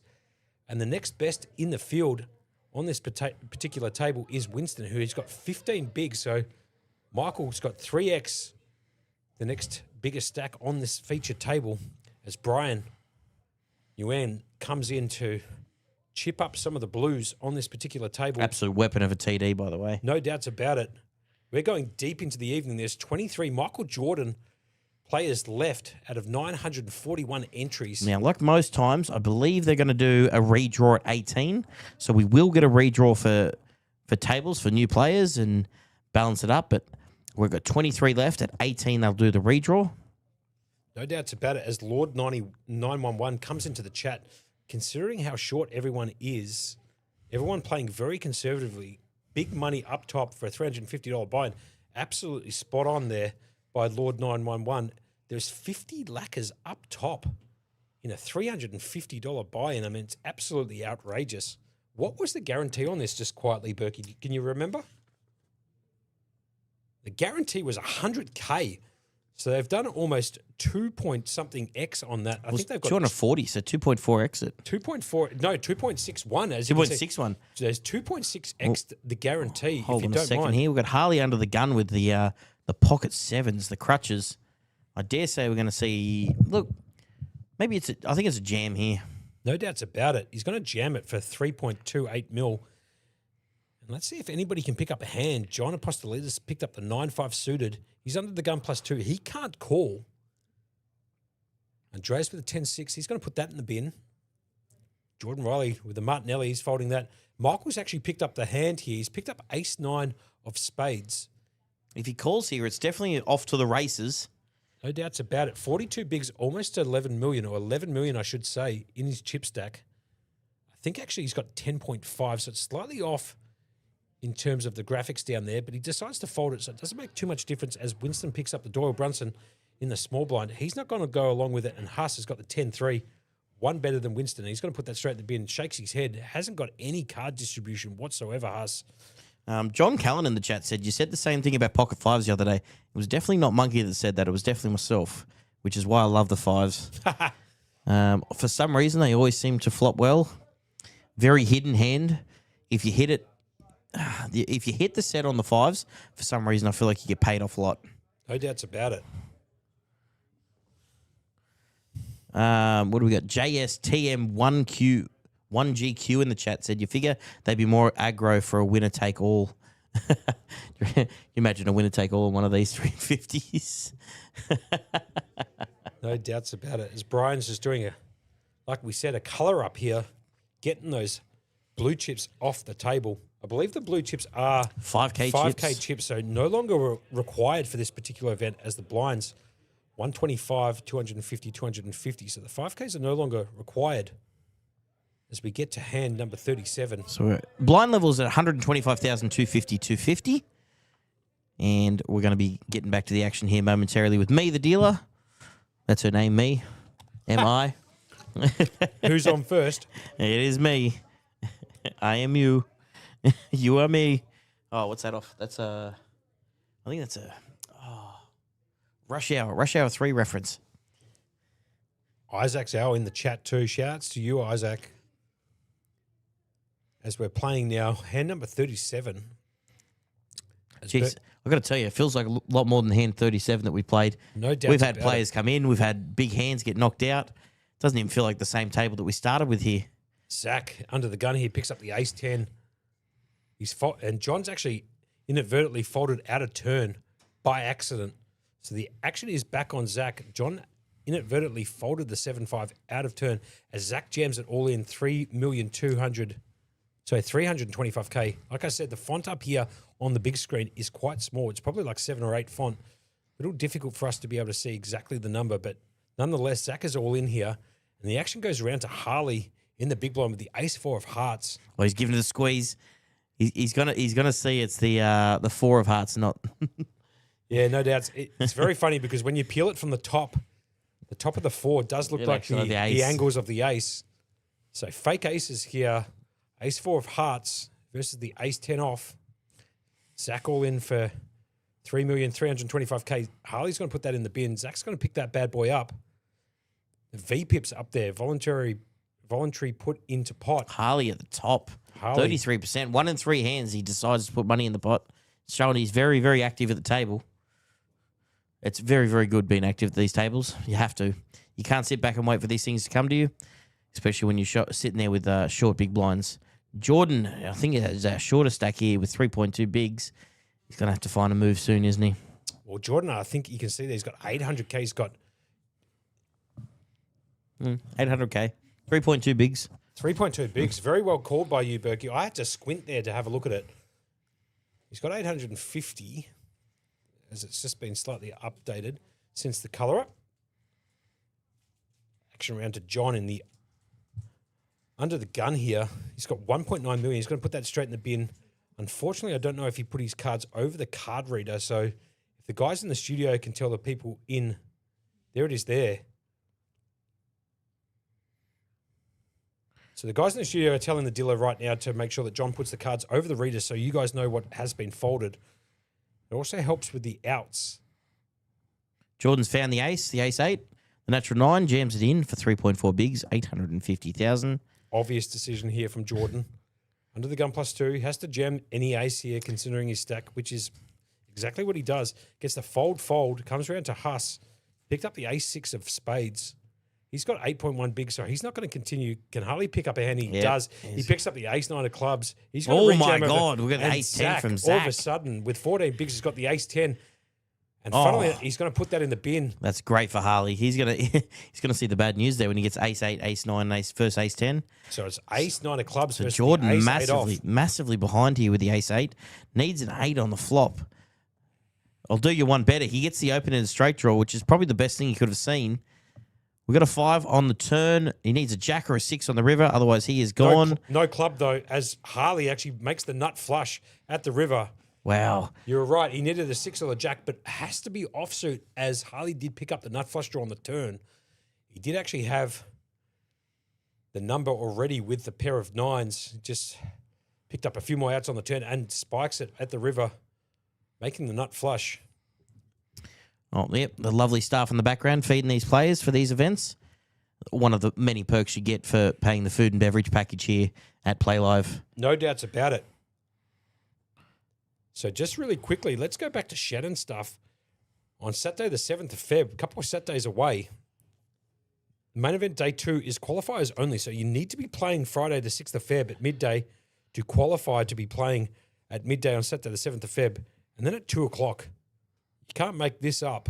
The dealer's choice, it's a $500 buy-in, 20-minute levels, 25 plus game choices. So he's going to have every single game card that anybody who is playing in that event can choose, 25 plus games. It would take too much space on his schedule to list them all, but there is going to be more than 25 games that you can choose in the dealer's choice there. That's definitely a game I'll be playing. So if you want to come down and bust me, I'll be here on Saturday, the 7th of Feb at that 2 o'clock if I haven't bagged in the main. Just waiting for the graphics to catch up here again. We're just going to call this a little bit blind. We got a raise here from Michael Chong in the hijack. Winston thinking about what to do. He's got 15 bigs here. We've got a jam here from Winston. Now, I'm going to call this blind because the graphics haven't caught up yet. So we've got a jam here, a raise from Michael. We've got a jam from Winston for 15 bigs. There we go. Michael's got the jacks. Winston jamming with ace-10, folds around. And I dare say we're going to see the call here from Michael. Winston seeing the bad news that he's only got one over.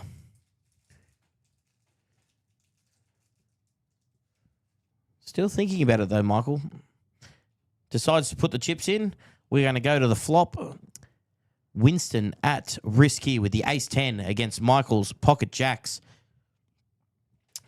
Let's go to a flop. King, Queen, Deuce, all hearts. Neither of them having a hearts. Winston, 3 of hearts, needing a heart to chop. Oh, wow. Jack of hearts on the river. But that doesn't actually help Michael with 5 hearts being on board. They will chop this pot. That is an incredible card on the river. Thinking he had it there for a second, but no. 5 hearts on the board, chopping up the pot, and we are going to go to the next hand. What a wild hand. You just hate to see that you've got the jack, you feel like you got the check mark, and you got 5 hearts on the board. Monkey smashing into a packet of Doritos here. I can hear the chewing from all the way out in the comm box. Trying to keep yourselves fed, trying to keep yourselves going. And we are going to try stay with you as long as this stream is going tonight.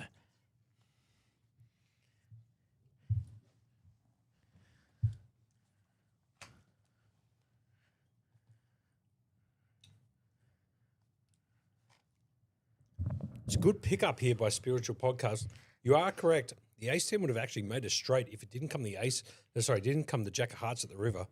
He actually would have lost by spiking the offsuit jack. But the heart does come in, so 5 hearts on the board. And like Berkey said, chop it up, buttercup.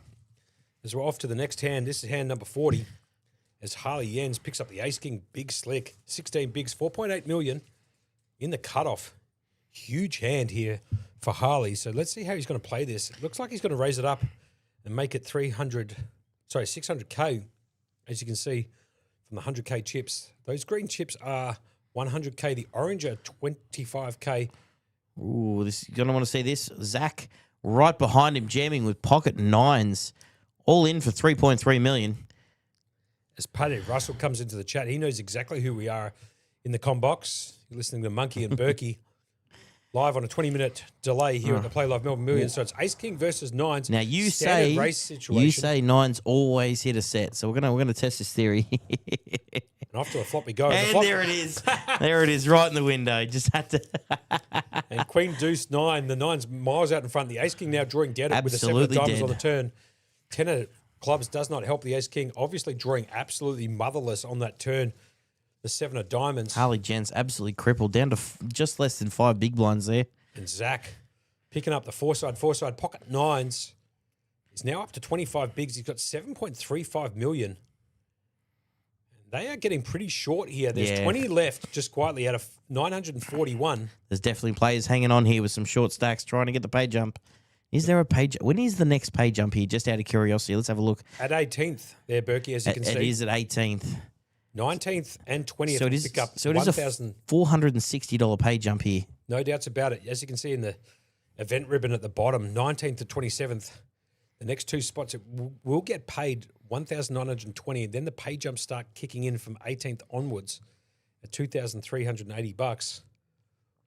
Yeah, keep in mind at 18 we are going to do a table redraw.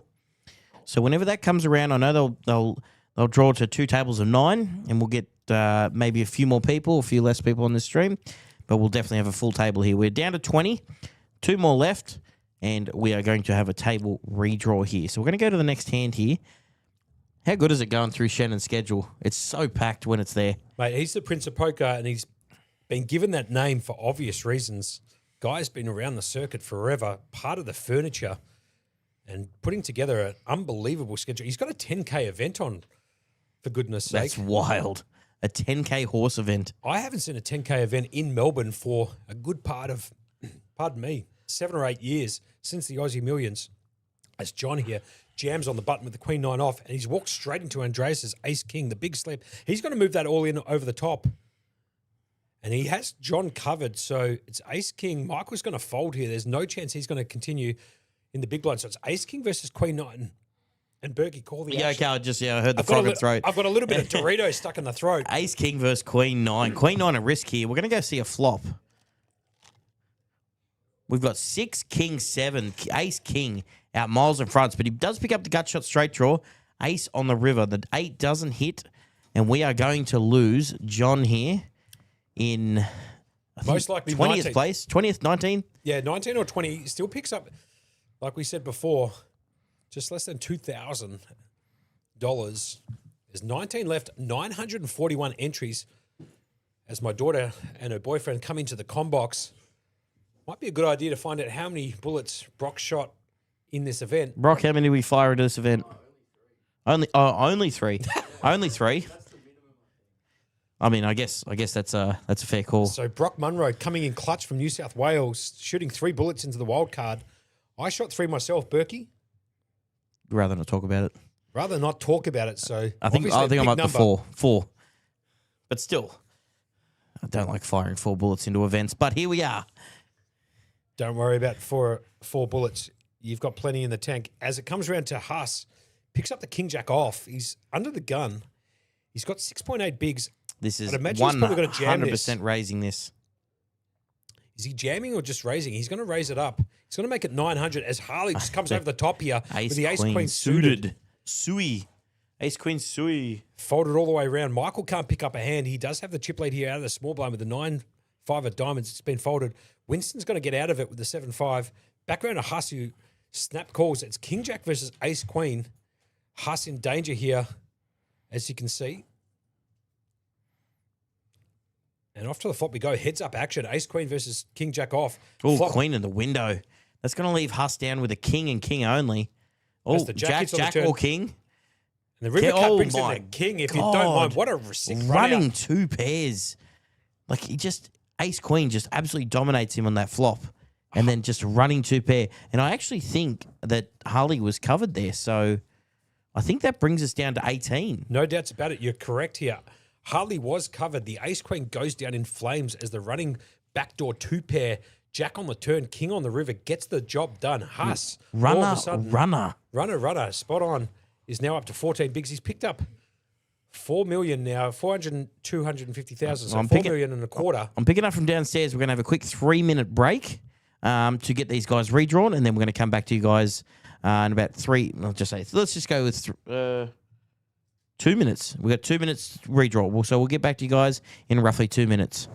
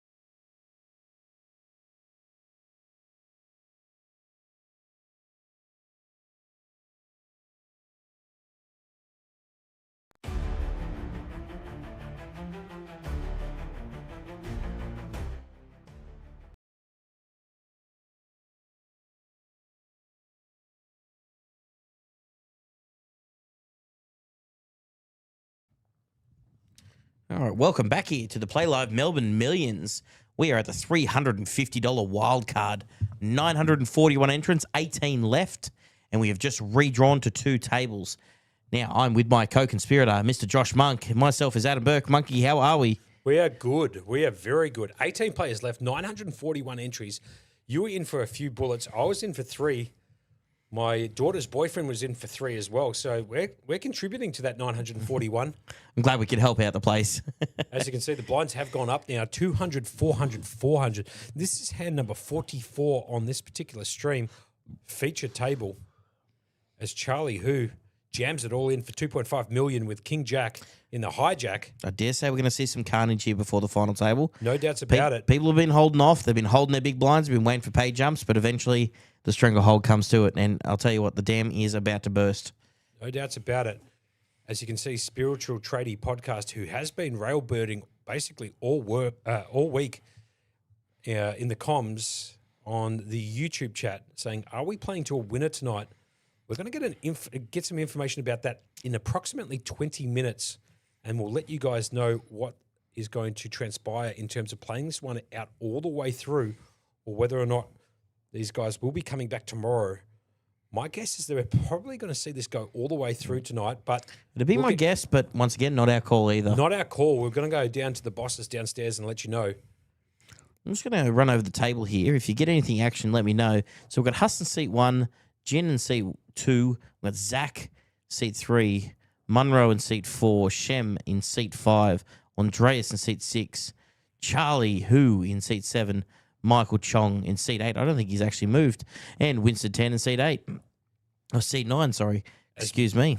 And you're talking about the action here. Moro Sassano has decided to jam it all in here under the gun with his ace 10. He's getting a few folds at the moment. Comes around to Charlie. He's putting that in the bin. Michael's going to fold here in the hijack. Hasn't picked up a hand, but don't worry about it. He's got the chip lead round to Winston 10. He's picked up the same hand. Different suits, obviously. He does have the diamonds covered with the ace of diamonds. And he's got a decision to make here in the cutoff. Does he go along with this particular hand? He does have 8.1 bigs. As you can see, the blinds are 200, 400, 400. This is hand number 45. He's got a decision to make. In the tank a little bit. And they've just reached the new pays. So I believe 17 and 18 have the same pay structures. I think it's 2,300 and change. As Huss has picked up the pocket 9s. Winston's jammed over the top here to isolate. And all of a sudden, Huss has picked up the pocket 9s. Yeah, and he's going to come along as well. Sure. G-Win Lu, he's just taken a seat. She's been playing awesome all series. Yeah, Huss is actually in good spot here. He's got both people with the 2 overs, but they both got each other's outs here. No doubts about it. Huss, in my opinion, obviously, as you can see, 58% favourite. Pocket 9s again. In my opinion, they hit the most amount of sets. So off to the flop we go. Oh. Slight delay is... Me's going to turn him out, and the flop comes Jack, deuce 3. No help to both of the ace 10s. Jack on the turn. He has to wait for an ace or a 10, and the 4 hits on the river, and Huss has got to triple through. Going to knock out 2 players here, Huss. And Huss now up to 6.6 million. He even took some of their outs on the turn with the 9 of clubs. 3 clubs on the board. Any ace 10 of clubs was actually dead for him. Moro left with absolute napkins, left 150K. He didn't bust both of them. They've actually still in. Winston's got 3.5 bigs now. He's got 1.4 million. Moro's got 0.4 of a big blind. And that was almost all she wrote for both of those players as Huss picks up the pocket 9s in an absolutely brilliant spot against ace 10, ace 10. I dare say we're going to see plenty of fireworks coming up.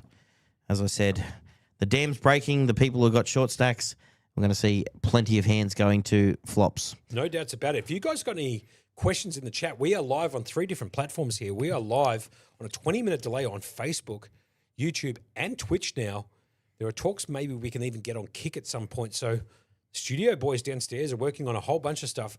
The table audio at the moment has been muted because there is buffering still coming through on the audio. I believe they're trying to find a fix for that in the next 20 minutes or so, Berkey. They found a fix, but the only way to fix it is to restart the system. So unless we want to kick ourselves off...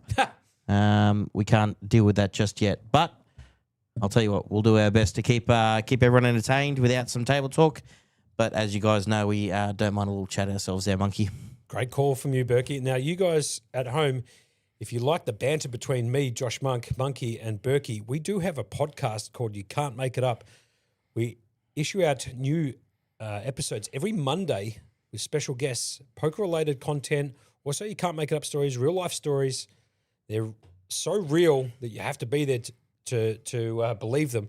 Hence the name, You Can't Make It Up. We are on YouTube and on Spotify. As there's been a raise here from the middle position, chat actually obscuring our view as to who it was who made that raise. So just bear with us as we're trying to work through some technical difficulties here. We've had a couple today, but we're trying to work through them as best we can. Trying to talk through them. We're trying to let you guys know that, yes, we are human. We're trying our best, and we are going to do our best to keep you guys updated with what is going on as best information as we get through. So it looks like seat 6 here is jammed. So let's, or at least put in a raise. It looks like a raise quite a bit. It looks like almost $1 million. They're 100K chips. That Well, might be 100K, $2 million. Fine, sure. Why not? Oh, And like I said, camera's going everywhere. Camera's going everywhere at the moment, but we're just going to see what happens. The graphics haven't shown up yet. So we don't know. Oh, here we go. I was about to say we don't know what we got here, but As Shem here, Golds, picks up the pocket nines. sorry, let's let the graphics catch up here. Michael Chong's picked up ace king of hearts. He's got a 3-better to 8 million. It's going to go fold, fold, fold. So Moro's all in the small blind for 150K. He needs a much needed triple through. So it's ace four versus pocket nines versus ace king. Michael's got the best of it in terms of the two overcards with the ace king. The Look nine at that, the hits, nine. The and it pocket flops, nines and he again. and Shem just absolutely draws a boat on the flop. Nine's full. The ace king drawing dead. Same as the ace four. The ace of spades hits the river. That's unreal. Ever since you said nines hit every time, we've had the nines 3 times and 2 of flop sets in the window. No doubts about it. As Shen here just picks up the pocket nines, flops the boat, party's over. The ace king's got absolutely basically drawing dead. He needs running kings or running aces. No help on the turn with the 8. Shem's going to get this done as me counts down the stack. A little bit of a hit here, to be fair, to Michael Chong's stack. He's down to 23 bigs. He still has 9 million in his chip stack, so he's not too much at risk here. But as you can see, Shem now up to 7.3 million as we lose seat 4, which was the guy with the ace 4. No. Shem's doubled through here, so I'm not sure who was in seat 4. Oh, they must have already taken him out of the system. He was the gentleman who had the ace 4 and had 150 after the last hand. Apologise if we can't remember his name off the top of our head. Maybe the studio can help us out. Trying to remember too much, I guess, at the moment. No doubts about it. Anyway, we are down to 17 now, edging very close to a final table. The guy's name was Moro. Shout outs to Lord 911. Appreciate that. Good shout. Good help. Sassano, I believe his surname was. So Moro out in 18th. We're down to 17 players now all of a sudden. Final 2 tables. You are watching the feature table. This is day 2 of the Wildcard. $350 buy-in, if you don't mind, for a $100,000 guarantee that's just been absolutely Obliterated. There's $435,000 in this prize pool for a $350 buy-in. Eat your heart out. Everywhere. Let's just go. We've talked about the guarantees all series. There hasn't been a guarantee that hasn't been smashed so far. Well, 100%. Like they've just been crazy. When the structures and that were written, they thought they were going to be stretching themselves thin doing here a $2 million series. Yep. But as we can see from the numbers during all these tournaments, man, they've just obliterated all that. No doubts about it. As Michael picks up the Jack 10 off, he's under the gun +2. He's got 9 million. He's going to raise it up and make it 800K to go. Winston folds the King 7, King 5 in the bin. Jin Wen, who's played outstanding all series, I've seen her quite a bit. She's going to lay that down. Comes around to Shem, who picks up the King Queen of clubs. Back-to-back hands all of a sudden. He's got 16 bigs with 6.5 million. Trying to make a run on it, Shem. No doubts about it. He's in the big blind. It's going to cost him 400 to call. He does have for the best hand. Obviously, he doesn't know this at this particular time. Otherwise, he might play it slightly different. But nonetheless, it's big stack versus big stack. This is first and second in chips on this feature table. And he's decided to come along. So it's King Queen of clubs versus Jack 10 heads up action. against the 2 chip leaders on this feature table.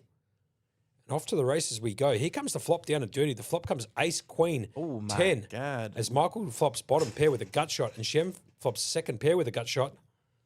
Obviously hoping for each other's outs, I should say, as ace, queen, 10 flops. Pot's 2 million. Mike's coming out to have a bet. Mike's going to come out for a bet of 600K. That's not going to get it done. I'd imagine Shem's going to come along here. Mr. Goltz himself. Yep, I don't see him going anywhere. You can't go heads up, get a second pair with a gut shot and backdoor flush draw and be folding that. So bet call Oh, off to the turn. speaking of. And the turn brings in 2 pairs for Michael. And Shem's just absolutely drilled the jack on the turn to make the nut straight. He's also got a straight flush, royal flush draw, I should say. A straight and flush draw, but and the river comes a queen, right? So now there's a whole potential of Everything. full house outs. But Shem obviously has picked up the nut straight. He had the royal draw on the turn with that gut shot jack. Was never getting the roll, though, because Michael is definitely holding that royal card. No doubts about it. But if you have a look here, let's see what Michael decides to do. The option is obviously on Shem first. Michael's 2 pair goes down to any ace now. The queen is also in play, obviously, which Shem has got. So regardless of what the river came down there, Michael was in a world of hurt on the turn. I actually think this might save him here. I agree. Basically, you needed a jack or a 10 at the river, unless it was the 10 of clubs, which I believe he was holding. So you needed a jack or 10, didn't get it. The queen peels off at the river. And as you can see, check mark next to Shem. He's now eyeing off some chips here.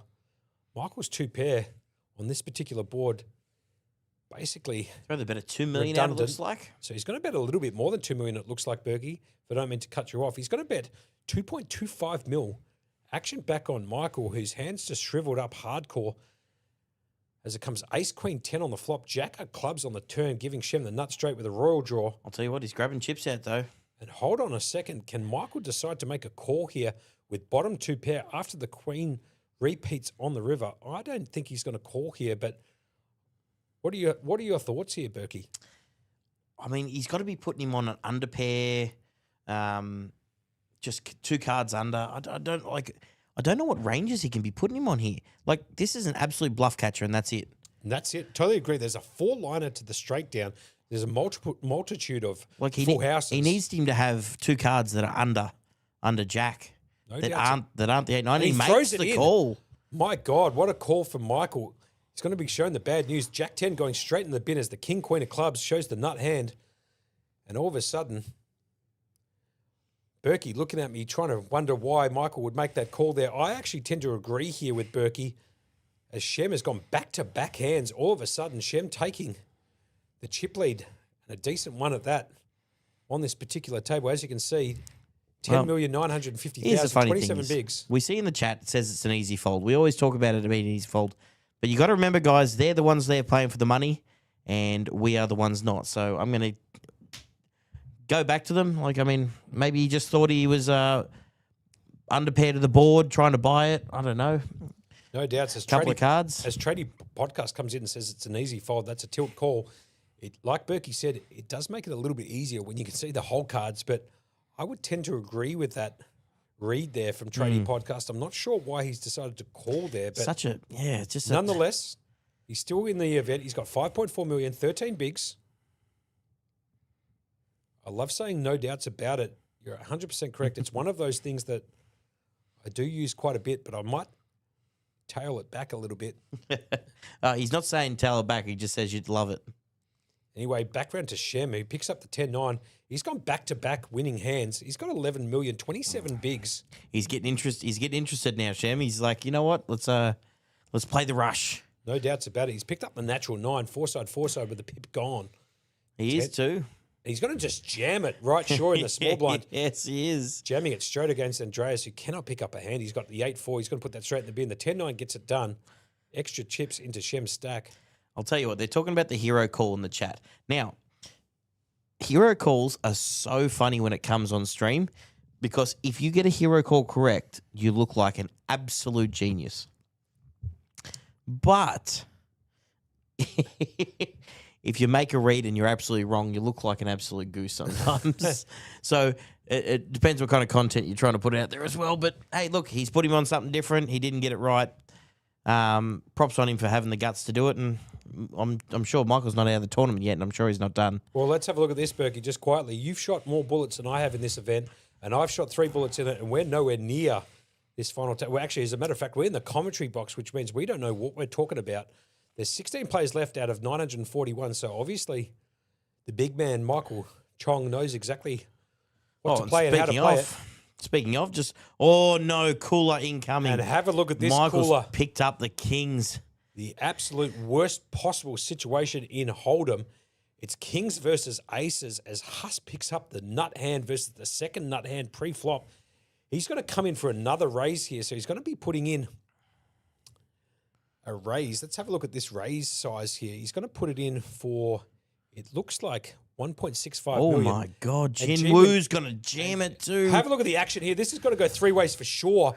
So Jin Woo's all in for 3.675 million with pocket 8s. And Shen picks up the queen 10 off. Sorry, Berkey, I'm going to call the action here. An ace is dead. Jack 4 of spades is dead. Michael's going to jam this over the top, and he's going to see the bad news as Huss has got both of them covered, I believe. And this could be a double knockout right here, if you don't mind.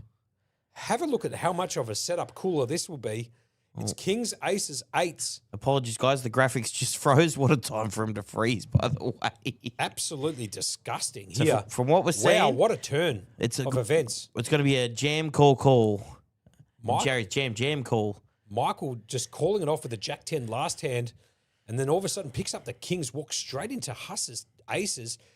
G-Wen's picked up the 8s, I should say, and it's Kings versus Aces versus 8s. Huss could take this down in a colossal sized pot. I don't even know how big it is. Unreal. This is monstrous. It's a huge pot. The graphics will appear in the bottom right-hand corner, but this is an absolutely massive pot. 14 million, give or take. Huss with the best of it and can knock out both of them with his aces. So an 8 or a king required for the other two. Oh, just an ace and in an the window. ace in the window. That's a case ace, by the way. Case ace. There was an ace folded, and aces full of 6 is going to take it as and well. 6 on the turn. Party over for both Jinwin and for Michael. All of a sudden, he went from chip lead to showers. And then Huss goes to chip lead, 16.5 million. That's a double bust out. People at this table thinking beautiful. We've now taken a bit of a pay jump as it looks like we might be going on a short break here with that double bust out. It's 16 players remaining. The double bust out from Huss, who picks up the nut hand, somehow gets 2 players to pick up a hand, 8s and kings. Ace on the flops, repeat 6 on the turn. Party was well and truly on the flop. And that's all she wrote. That is wild. Huss, like Lord says, he's so patient. But let me tell you something. It helps when you pick up aces versus kings versus 8s. No doubts about it. Huss all of a sudden, way out in front. He's got 41 bigs, 16,575,000. Do you know what the funny thing is? Usually you have to sweat for those aces against kings versus 8s on turn and river. In the window It was in the window, and it was a case ace in the window as well. Howie dealing the cards straight out of the freezer. Just an Arctic, cold, gross hand. 2 knocked out. And I'll tell you what, if we look back to the hand before when he made the call with Jack 10, if he doesn't make that call, he's still got chips left here. So it just compiled its own problems there. Yeah, no doubts about it. But similarly there, he would have had his legs cut out nonetheless because he would have picked up kings against aces, and it's obviously an all-in call situation. So he would have been left with like 1.5 million. But like Berkey said, an absolute cooler of a situation. Huss just with a double barrel shotgun to 2 players, knocks both of them out. And goes up to 41 bigs. Now in this structure here, 41 bigs is monstrous. GG's in the chat, as you can see. As Michael is gone, G-Wen's gone. Huss up to a monster sack, 16,575,000, 41 bigs, taking a commanding chip lead on this feature table. The next one in chips is Shem, who's got 11,750,000 with 29 bigs. But gee whiz, what a turn of events on this feature table. We hope that you're enjoying the coverage here. Berkey and Monkey in the box, most likely going to bring this one through all the way through to the conclusion of this particular event. We will find out some more information about that in approximately 20 minutes. As you can see, there's a slight delay here. We're trying to figure out exactly what's going on. Just another grind for us, Monkey. No doubts about it. Who doesn't love a good grind? Why not? Hey, if the players are here playing, we're here chatting. And that's it. As a couple more players are coming in to this feature table, we are down all of a sudden. Have a look at that. Went from 16 to 14. So a couple more busts out on the outer tables as well. So we're down to 7-7 action. 7 on the outer table, 7 on this feature table. As a new player takes a seat in seat 7, we will get his name shortly.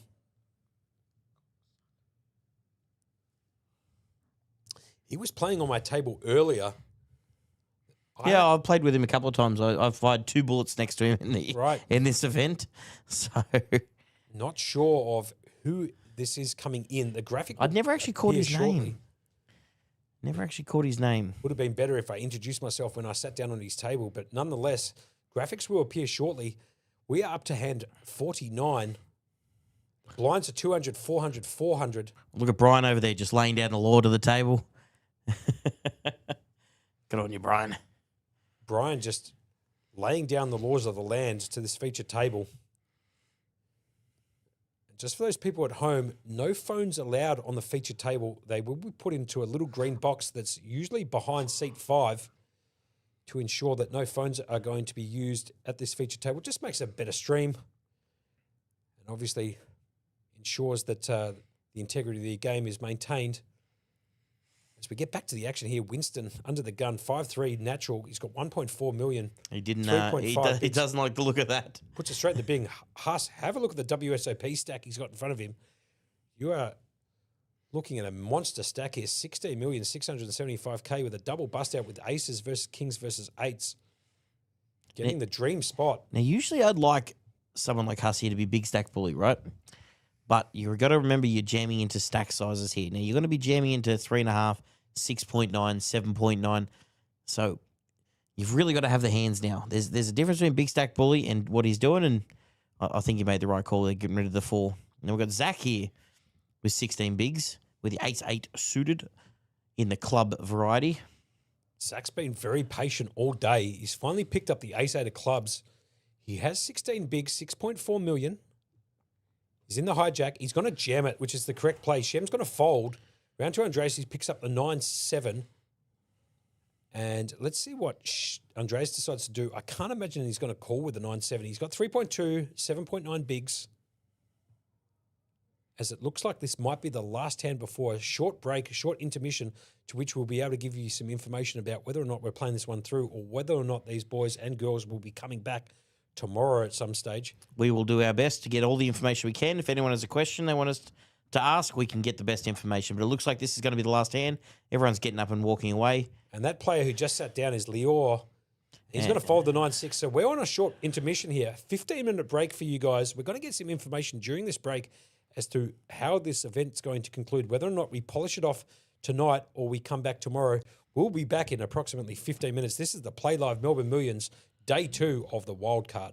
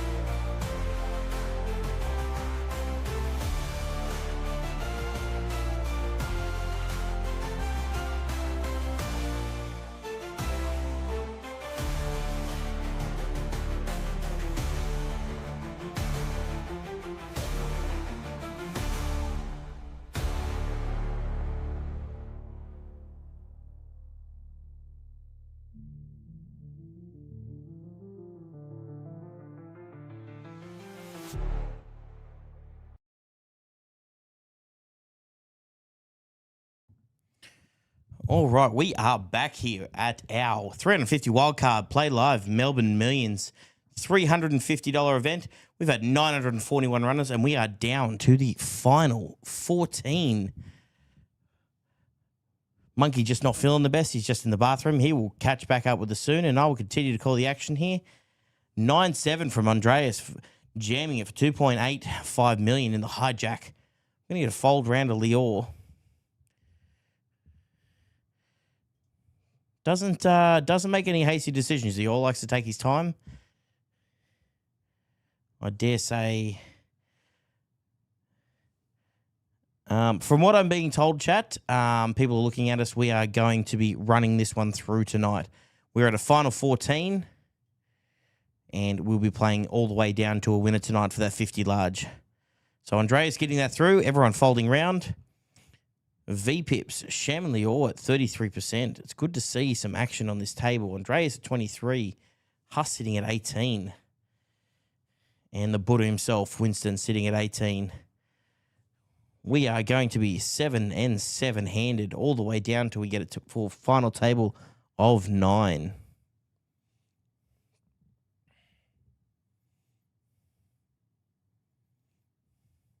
Lord Edgar in the stat saying there was an all-in Winston double-up. Sorry, we missed that.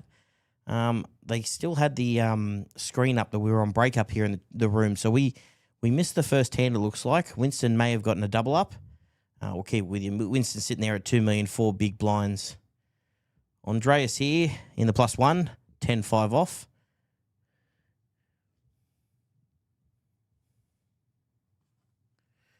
Folds round to Charlie, who's going to fold it. Leo, Queen 6 off. And we are live here. My partner in crime is back. He's going to get himself set up here. We are back in the action. Folds round to Winston with the Queen 7 off. Good on you, Monkey. Welcome back. Thank you very much, Berkey. Good to be back here. We are seeing the conclusion. And now we did get a little bit of an update from the guys downstairs. We are seeing this one out all the way through tonight. So forget about bringing these players back tomorrow. We are going all the way through for those people who like to stay up late and watch some poker. This one will be concluded tonight. So shout out to the guys in the chat who want to stay up all night with us as we call the action all the way through. I dare say it's not going to be as late a one as the other night with these blind levels the way they're going.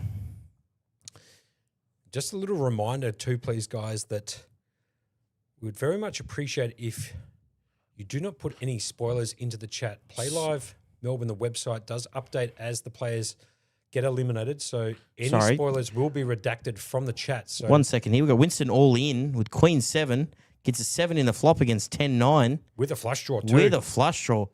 Massively out in front. 7 on the turn. I believe it's an offsuit 8 and offsuit. Oh, my God. Offsuit 8 only. And the offsuit 8 comes in. Sorry, Beck. I was taking some water. As the 10-9 gets it done, Winston, see you later. Hit the showers. That is the second time I've called a one card that's hit. What a disgusting run out, too, just quietly. He picks up the 7, hits another 7 on the turn with the flush draw, and somehow the 3-side 8 offsuit hits the river to make the nut straight with a 10-9. That is brutal. And Winston hitting the showers there for $2,950. Jeez, you can't make that up. Just coming back first couple of hand, Howie's just dealing out some straight calls right off the bat. Like he even turned the trip 7s just to try lock it up. But the offsuit 8 on the river. Drawing very thin, but ends up getting there. That's incredible. Anyway, down to 13 players, 941 entries. Some big names in the chat too. Shout out to everybody who's on YouTube and Twitch and Playlive Live on Facebook. Thanks so much for joining us. We very much appreciate you coming into the chat and watching the stream. If you've got any questions for Berkey or myself, put them in the chat. We'll be more than happy to answer them for you as Andreas picks up the ace-jack off. He's under the gun. He's going to jam it for 4.1 million as it comes around to Lior Cohen, who folds it. Huss is going to fold the natural 9, 6-3 off. Round to Zach. He picks up the Berkeys. The pocket 5s with the 5 of diamonds. Nut prop card for you, Berkey. Absolute nut prop card. No doubts about it. As Zach's got a decision to make here, it's going to cost him roughly 45% of his stack. He's going to lay them down and put it in the bin. And Andreas is most likely going to pick this up unless Shem picks up a hand, which he doesn't. He picks up the 10-8 off, and that goes in the bin. Andreas picking up 1.25 mil there. The blinds are up from what I believe. They're 250K, 500, 500. They were, I believe, 200, 400, 400 before we went to break. So blinds are up, quarter, quarter, 500, 500. I know exactly what you're trying to say. You're trying to say quarter 50-50. It's quarter 50-50 with an extra zero, guys. Quarter 50-50 with a couple more extra zeros as I'm taking a glass of water. Anyone in the chat have any questions? I know you guys have been sticking with us for so much of this Play Live series, and we want to give so much back. So we want to have a chat to you guys. We love the banter back and forth. Let's keep it going. We're going to keep it going strong until the end of this tournament is what we are hearing. Straight to the end, we are going to crown a winner for our 350 wildcard tonight. 941 entrants, and we are down to 13. That's it. Savork01 in the chat. How long are they playing for? Now, look, I did have a little sneak peek at the blind levels during that break. I would be anticipating this event should be done and dusted within the next 2.5 hours, absolutely maximum. So if you want to stick around to pretty close to 2 a.m., it should be concluded around there. There's only going to be 60 bigs in play, are roughly estimated by that stage. So there's going to be some pretty quick action, which means that we should be finding this final table relatively soon and then just polishing it off for you. So I'm guessing somewhere in that vicinity of 1 to 2 a.m. should get this tournament done and dusted as Charlie, who puts it all in here under the gun with the king 3 off. Zach's picked up a hand. He's picked up ace 8 on the button. 2 players to act after him. He's going to fold, find a better spot as Shem picks up the 7-8 of spades. Round to you, Berkey, as I'm getting a little bit hoarse in the voice here, and you're having a yawn. No, I'm fine. Just a yawn, just an early yawn. He's going to put that in the bin. Andreas not going to do much here with Jack 4. And I think Charlie's just going to pick up the blinds with the king 3 suited.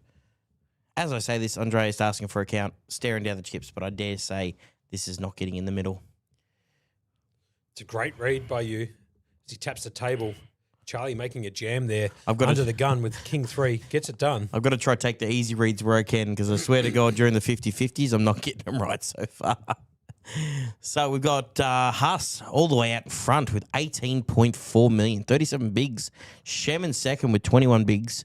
Plenty of playability left on this table, but we've got Charlie and Andreas sub 10 big blinds. So they're going to be interesting to see where they are positioned on the table. We have 6 and 7, so we're currently 6 hand on this table, which when you're a short stack is never good because the blinds hit you way too early. Leo here under the gun with king queen off.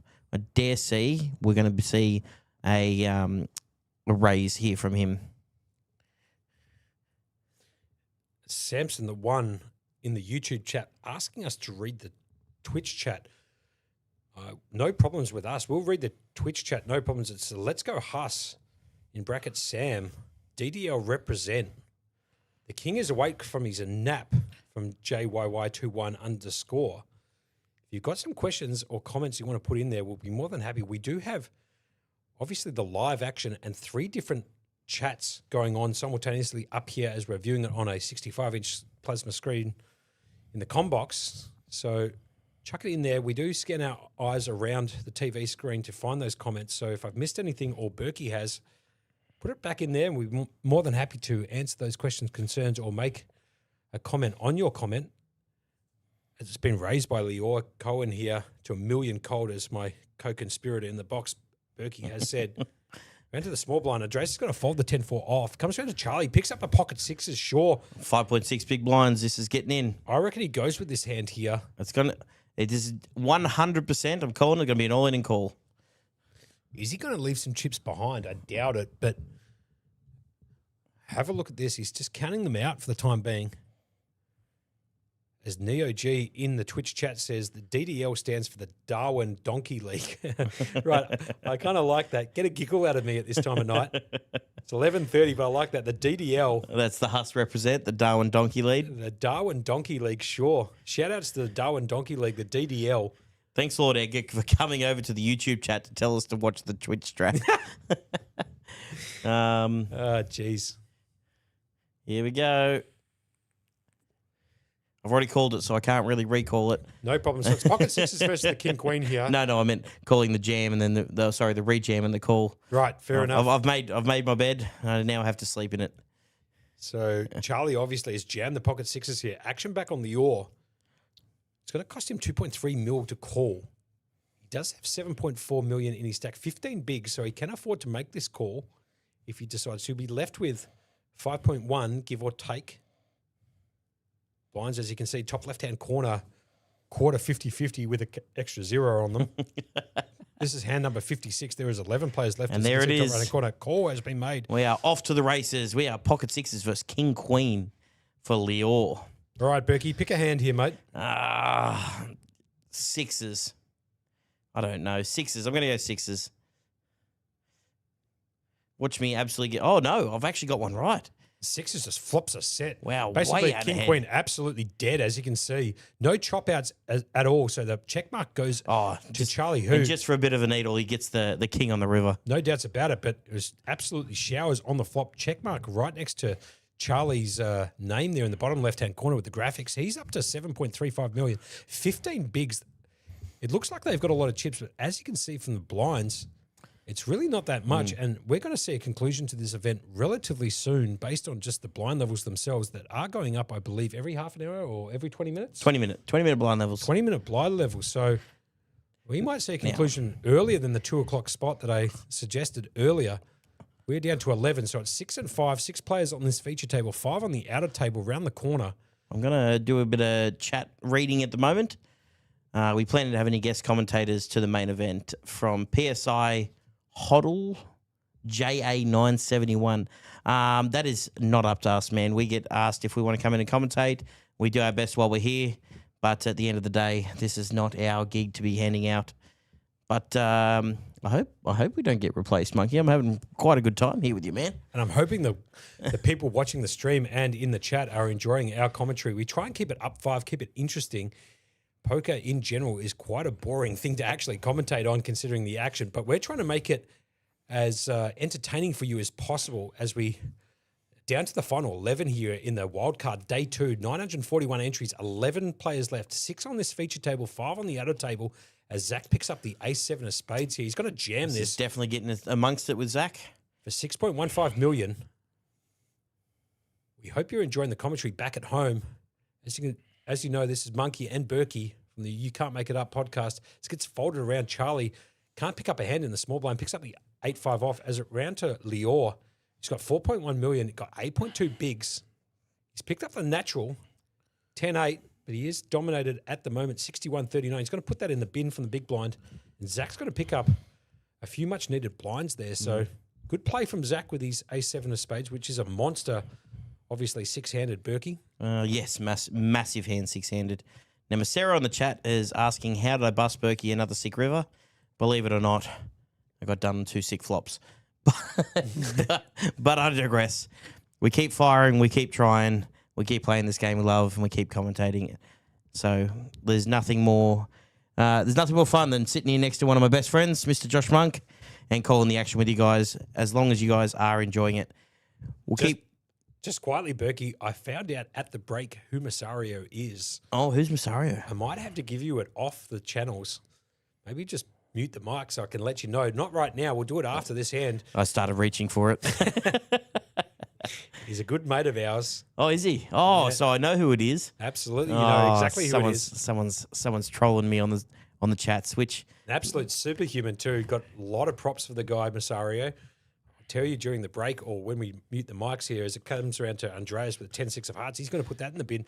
Charlie Who, 7.1 million, 14 bigs. It's going to cost him 500 core. He's going to fold from the dealer button round to Lior Cohen. He's picked up the 8-2. Absolute garbage hand, but can he apply some pressure onto the big blind here considering his stack?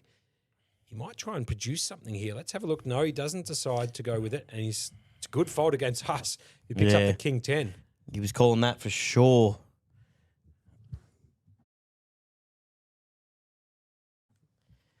All right. Sorry, I just paused that for a second to see who Sarah was. Now I remember who it is. I actually used to watch him Is he watching on Twitch or is he watching on YouTube? He's on the YouTube. Okay, because he used to have his own Twitch stream where he played Super Mario Brothers. Oh, that's pretty clutch. Yeah, Super Mario. Yeah, he Brothers, had sure. a. He had Which a, one? 1, 2, 3, no. 4. What are they up to now? No, it was Super Mario. As MSP comes straight back into the Facebook Live chat. Good to have you back, Manda. But yes, I definitely know who Massaro is. Good to have you in here, Kark. Well said.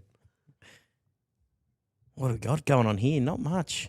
These guys are just trying to hold off to this. This is the interesting part. There's mega amounts of short stacks here, and no one wants to miss the final table. No doubts about it. So most tournaments where you're trying to apply pressure and stuff here, everyone's just like, nope. Middle hand, nope. And we're gonna.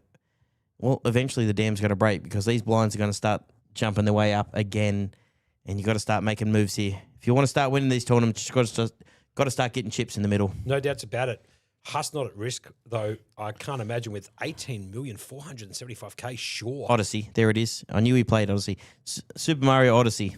He used to stream that. Super Mario Odyssey. He used to speed run it. I'm going to chuck it in the chat here. I actually don't even know the game. If you said 1, 2, or 3, I might have been able to help out, but Super Mario Brothers Odyssey, I don't know enough about it. Maybe next time we catch up with you, Kark, we'll talk about that a little bit. Good on you to have you come and join us. I know you got work tomorrow, so I appreciate you being in the chat and watching the stream here. This is on a 20-minute delay. This is day 2 of the Wildcard. Berkey in for a few bullets. I was in for a few bullets too. Couldn't get the job done. I came back for day 2 as Huss picks up pocket 7s here on the button. Maximum pressure here from Huss, I assume. Yep, raises to 1.8 million. Maximum pressure on Zaki with King Jack off. 15 bigs. He's definitely going to bin that because there's much shorter stacks and he's trying to find his way. He's trying to navigate his way to a final table here, I'm assuming. Great call from you, Berkey, there as it comes around to Shem. Shem's picked up the natural 10-9, four-side with the pip gone. Now He's got 9.5 million, 19 bigs. It sounds like he's got a huge stack, but really he's got less than 20 bigs, 19 bigs. So as you can see, the game is playing quite shallow with these blinds being so big, 250, 500, 500. And obviously, as you can see, 20 million chips or very close to it for Huss. Only 40 bigs or 39 bigs in play. So now I don't know much about a lot of these players. I've got some shout outs in here to Shem. Is Shem a local? I haven't seen him around Playlive before. Is he come from interstate? Where are these guys from? I only know a few of these people, which is actually nice to see in the events around Playlive, showing that, anyone can make a final table. Well, anyone except us, Monkey. But, that's just well said, Berkey. anyone. I thought I might have been a chance to be able to get in the money today, but In the money with a over average stack for you? yep, Never a chance. absolutely dead. Leo here with the King 9 off in the hijack. Now he's sitting there as the shorter stack. This might be enticing to him with 6.4 bigs. Eventually, you got to start getting your chips in, and I'm telling you right now, I know it's a natural 9 for you, but any king, any ace at these points is just going to be a jam. He's going to jam it. It's a soul read from Berkey. Well played. Huss picks up the king 2. He's not going to come along there. He's got plenty of chips still. Even though he's got 33 bigs, Zach's going to fold on the button, the 9-7, round to Shem, who we're trying to get some extra information about. It's going to cost him 3.55 to call. He folds, and Andreas has picked up a hand. Into it. Pocket 10. So it's going to be 10s versus 9s. I can't imagine Andreas folding. He's going to jam it all in. So here we go. Off to the races. Andreas all in here and at risk, I believe. Yes, that is correct, as Lior. Obviously. So which hand are you taking? I think you're taking natural 9, so I'm going to take the 10s here.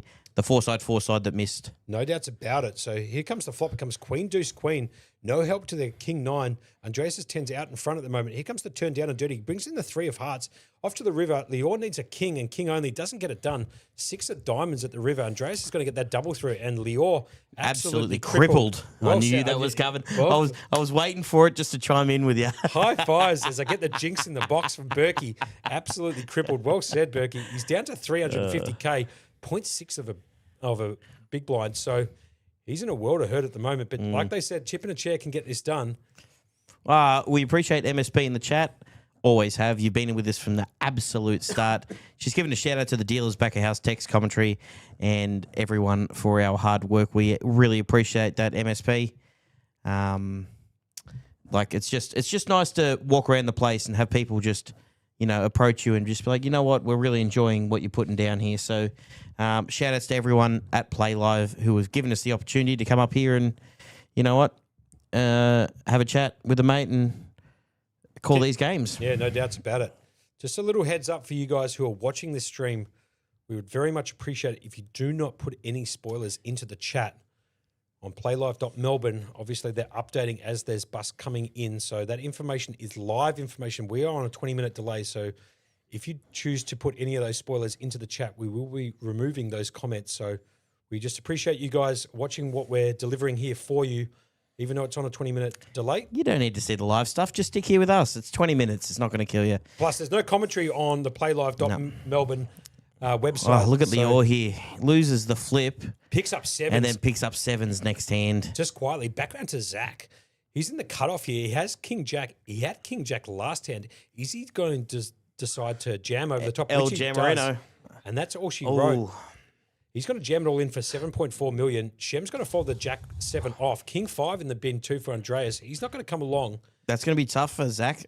And can Charlie pick up Andy? Can't. 5-2. So it's sevens versus King Jack. I believe I just saw a king and a jack folded, so it's a little bit tougher for Zach than a flip here. Got a funny feeling that Zach might spike a king or a jack here on the flop. Nope, I'm going to take the sevens for Lior here. And Berkey's going to take the 7, sure. Off to the flop we go. Heads up action. Shem all in. Lior all in here. The flop comes 2 9s and a 4. 7's still out in front. The 6 of spades doesn't help. Jack or a king at the river. And that doesn't get it done. The 7s will hold 7s and 9s. And Lior's going to get a much-needed double through. He's up to 2 million, 3.3 bigs. Zach's King Jack goes in the bin. He loses just basically the minimum there, to be fair. Absolutely minimum. But they haven't knocked anyone out yet. We're down to 11. We're 2 off the final table, which, yet again, guys, we are going to be seeing all the way through tonight. I just looked up at the comments and just saw CK put the qualifier is good. Now, have you heard the story behind the qualifier? No idea there, Berkey. Give us a lowdown of the qualifier. Pair of 7s. Now, this is going to show the lack of collusion that goes on in poker. Sure. We were playing a satellite for a package. Yep. 10 players left. Sure. 7 packages to go. Why not? I make a move. My mate CK in the chat looks at me and goes, but it qualifies. And he just calls with 7s and knocks me out of the 3.5K package A here for the big 5 play live. Just absolutely the qualifier. So speaking of the qualifier, next hand, Huss has woken up with the qualifier, pocket 7s. Sure, why not? He's got 20 million in his stack, 33 bigs. That's my microphone here in the commentary box deciding just to come off its hinges. I'm going to pick this up. I apologise if there's any feedback here, but Huss here with the pocket 7s. He's going to raise it up, make it 1.6 mil, round to Zach. He's going to fold the ace 5, I should say. Oh, ace 4 was folded, and then Charlie's just picked up a monster. He picks up the pocket queens, so we might see some fireworks here. He's got 9.3 bigs. It's an obvious decision on what he's going to do. Is Huss going to call it off, though, with the pocket 7s? Let's see how this one plays out. We might just let you guys ponder on what he might do. Is he going to throw in a re-raise here, or is he going to just jam it straight into Huss's face? Huss will have a decision to make if that's the case. And obviously, Lior to act after him, but he doesn't have a hand. He's got 9-5 off. He's going to jam it like I suggested he would. He's going to move it all in for 5.9. Wow, hold on a second. So Lior, he couldn't care less. He's decided to jam this all in as well with the 9-5.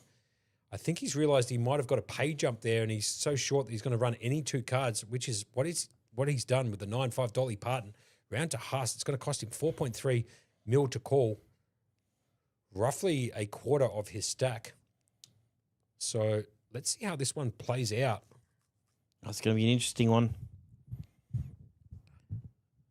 Deep in thought here. Look, I'm happy with both of these. I'm happy with the fold. I'm happy with the call. This is one of those hands where you can't fault him for either way.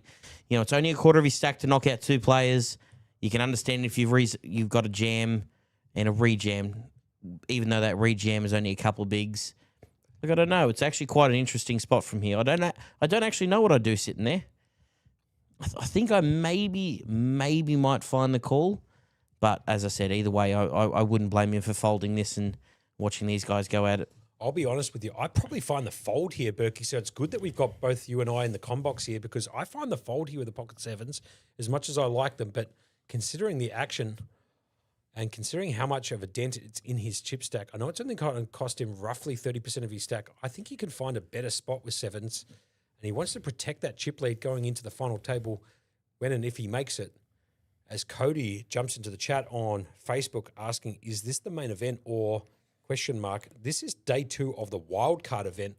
Oh, and he makes the call. Hold on a second, Cody. We'll get right back to you. No doubt. We're going to see some three-way action. Charlie with the queens, Leo with the 9-5 off, and Huss with the sevens. Huss covering all these guys. So if Huss wins this one, we're going to get a double knockout and go to the final table. No doubts about it. And Huss just quietly has been running pretty pure at this final table, so I wouldn't be surprised if a 7 comes down. Here comes the flop. It comes. Oh, my God. 10 queen jack, set of queens. For Charlie. But Lior with the open and the straight draw there, just quietly. 4 of diamonds, not going to hit the 7s. He's got to fade a few things. And here comes a river and a repeat jack. The queens get the queen. So the queens get the double up. Yep. We lose Lior. Yep. And Huss is lost about 25% of his stack there. So we are going to be down to 10, which I believe would make us hand for hand at this point, depending on how the guys want to see it downstairs. But down to 10, one off the final table here at the 350 wildcard with 941 entrants almost down to the final table. That's correct. How big a field is this for this little thrown together tournament here? Yeah, so not the main event as Berkey has alluded to, Cody, just in the chat, just to follow up on that. We had 941 runners into a $350 buy-in. We are down to the final 10 players. We might be going hand for hand here, so it might be a little bit slow in between hands. But we've had a prize pool here of $261,435. It's $50,000 and $50,095 for first. Now, we are going to be going hand for hand here. Now, Playlive has brought in this new initiative, which I actually really like. Love this. This is one of the greatest things I've seen. I don't know where they got it from. I don't know who's done it else somewhere else. Quarterback at Berkey. They've quarterback in. Players are allowed to get up and have a look at the other table to see the stack sizes, but they're only allowed to do it once. They must remain in their seats after that. So it stops the players constantly getting up every hand, going to see what's happening, seeing who's in the big blind next. You're allowed to go over. You're allowed to see everyone's chip stacks, and then you must remain seated for everything. I think it's such a great concept to come in.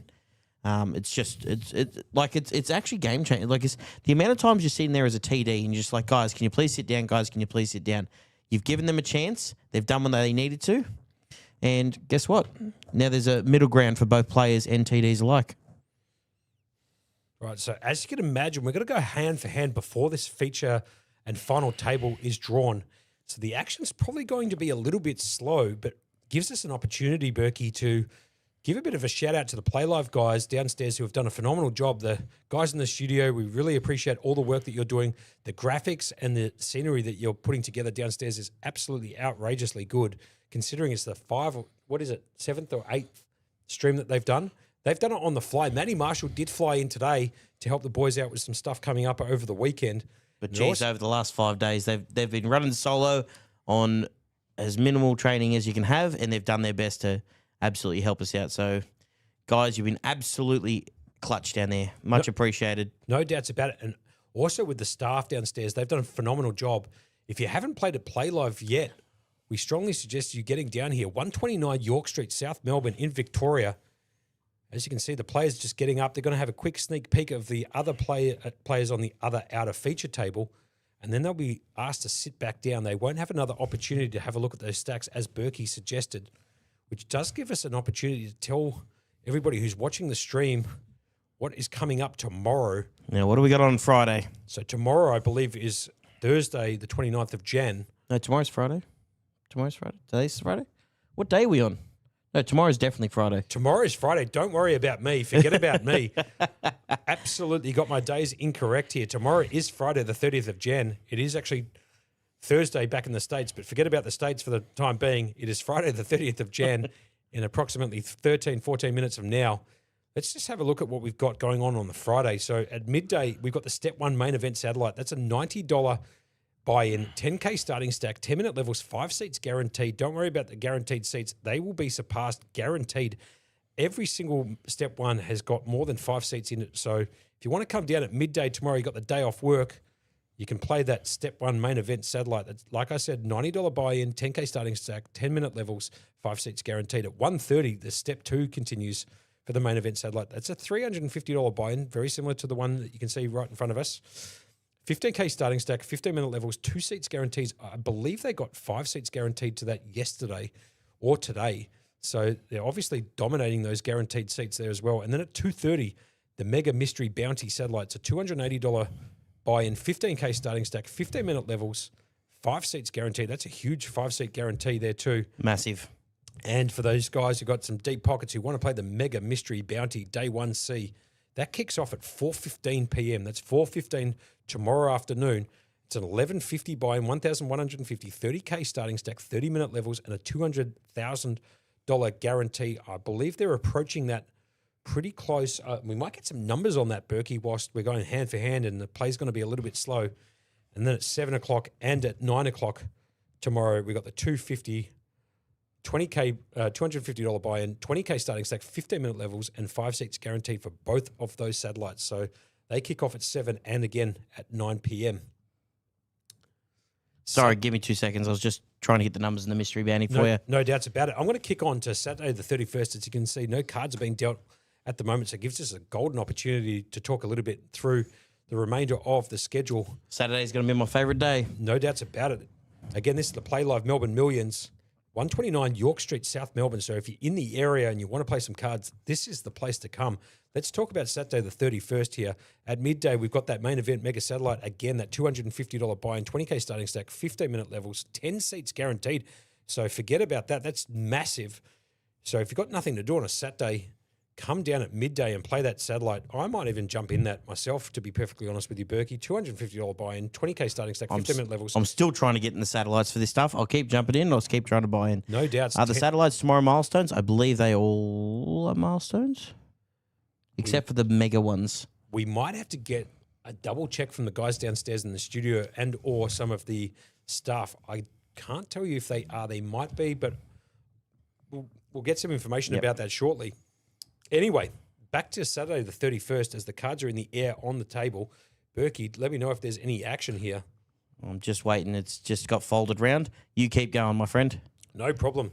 So the Mega Mystery Bounty Day 2, which is locked out on the Saturday for those people who can find a seat tomorrow, if not have already bagged from day 1A and day 1B. Can I just stop you there for 2 seconds? No problems. I just got the information. We've got 163 so far in the mystery bounty. 2 flights to go. 63 have gone through so far to day 2. 36, I believe, have gone through. What did I say? 63 went the other way. Natural 9 the other way. So it's 36 going through to day 2. I'm seeing numbers everywhere, and now I'm starting to see ghosts. What a great time. No doubts about it. Anyway, let's go back to Saturday the 31st of Jan. It's the main event, Day 1C.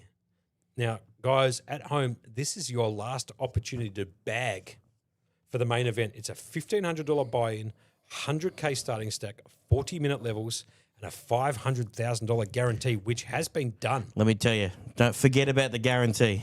It's already been done. Now, so what they've got is that they're 18 players short of the guarantee, but 22 people have already bought in for that flight. So that has surpassed the guarantee already. We'll get the full flight to go. That is going to be a huge day for satellites. I'm going, not satellites as well, but huge day for the main event. No doubts about that. I'll be buying back into that as well. And yet again, probably seeing you up here to do the commentary for it. No doubts about it. So that's the main event, Day 1C. The last opportunity for you guys to bag for the main event is this Saturday, the 31st at 1 p.m. Now, for those guys who like to play with more cards than 2, how about 5 or 4 cards? Because at 7 p.m. on Saturday, the 31st, we got the PLO 54. It's a $400 buy-in, 25K starting stack, 20-minute levels, 25K guaranteed. Now, Berkey, this is one of yours and my favorites. Talk them through the PLO 54. So the PLO 54, it's a combo, so it's not a rotation. So most people see it and they just assume rotation, PLO 4, PLO 5. It is not. It is max gamble PLO 5 during the rebuy period, which is just, let's get as many rebuys as we can because that's yours and my style. And then PLO 4 post rebuy period, so you get deep stacked PLO 4. So it actually tickles the fancy of most PLO players. It's $400 buy-in. You can fire a few bullets into that. It's actually going to be quite an exciting event. I'm actually really looking forward to that. And apparently, that was one of our brainchilds. We implemented in. Apparently, a couple other streams or platforms are actually starting to use that as well. So it's just showing how popular it's becoming. Well, we're just going to go back to the action here really quick. Under the gun, we got Shem with the ace-5 of clubs. Ace-5 suited, contemplating what to do. I dare say we'd be seeing some action here. Raise or a jam. We do see your comment there in the Facebook Live chat from Grace. Do you know the names of the remaining players on the outer table? We're going to throw that down to the studio. If they can give us the notes on the screen as to who is remaining on the outer feature table, we can give you that information, Grace. No problems, as Shem decides to put in a raise to 1.2 million with the ace-5 suited in clubs around to Charlie in the cutoff. He's picked up the king-4 off. He's going to lay that down. Huss has picked up the king-6 of diamonds. He's got 14 million, 23 bigs. He's going to fold out of the small blind. And Zach's picked up the queen-jack offsuit. He's going to decide to come along in the big blind. So heads up action here. It's queen-jack versus the ace-5 of clubs. Berkey. I've got you here, man. Queen-jack versus the ace-5 of clubs from Shem. We're going to have a flop of 7-4-7. Rainbow flop. This is going to help Shem. He's out in front with the ace high. Zach, queen-jack in absolutely no man's land. But action is on him first. Zach decides to check it here out of the big blind. Action back round to Shem, who's decided to raise this up to 1.3 pre-flop. I dare say we'll see the C-bet here from Shem. It's actually pretty good board texture for him. Zach, I don't know, just sitting there in no man's land. I don't know what he's going to do if he faces a bet here or when he faces a bet.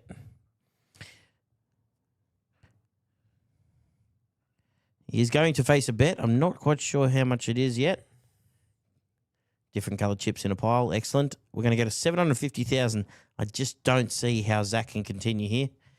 Not for holding 9.2 bigs in his hand. Sometimes you just got to throw the white flag, move on to the next hand, and we will see what's going on. But is he going to get tricky here? Oh, reaching for chips. I reckon he might float here with the queen-jack just quietly. He's counting down some chips. Shem does have the backdoor flush draw with one club at the moment on the board. He also has the backdoor straight outs. Zach, as you can see, has got the 6 clean outs at the top right-hand corner.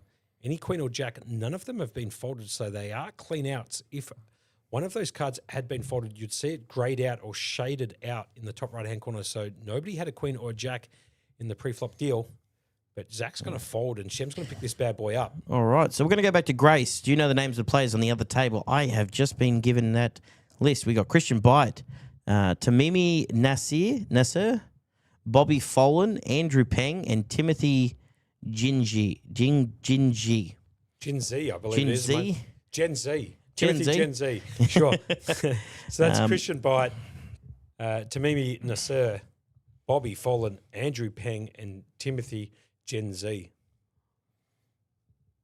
That's as good as I got for now.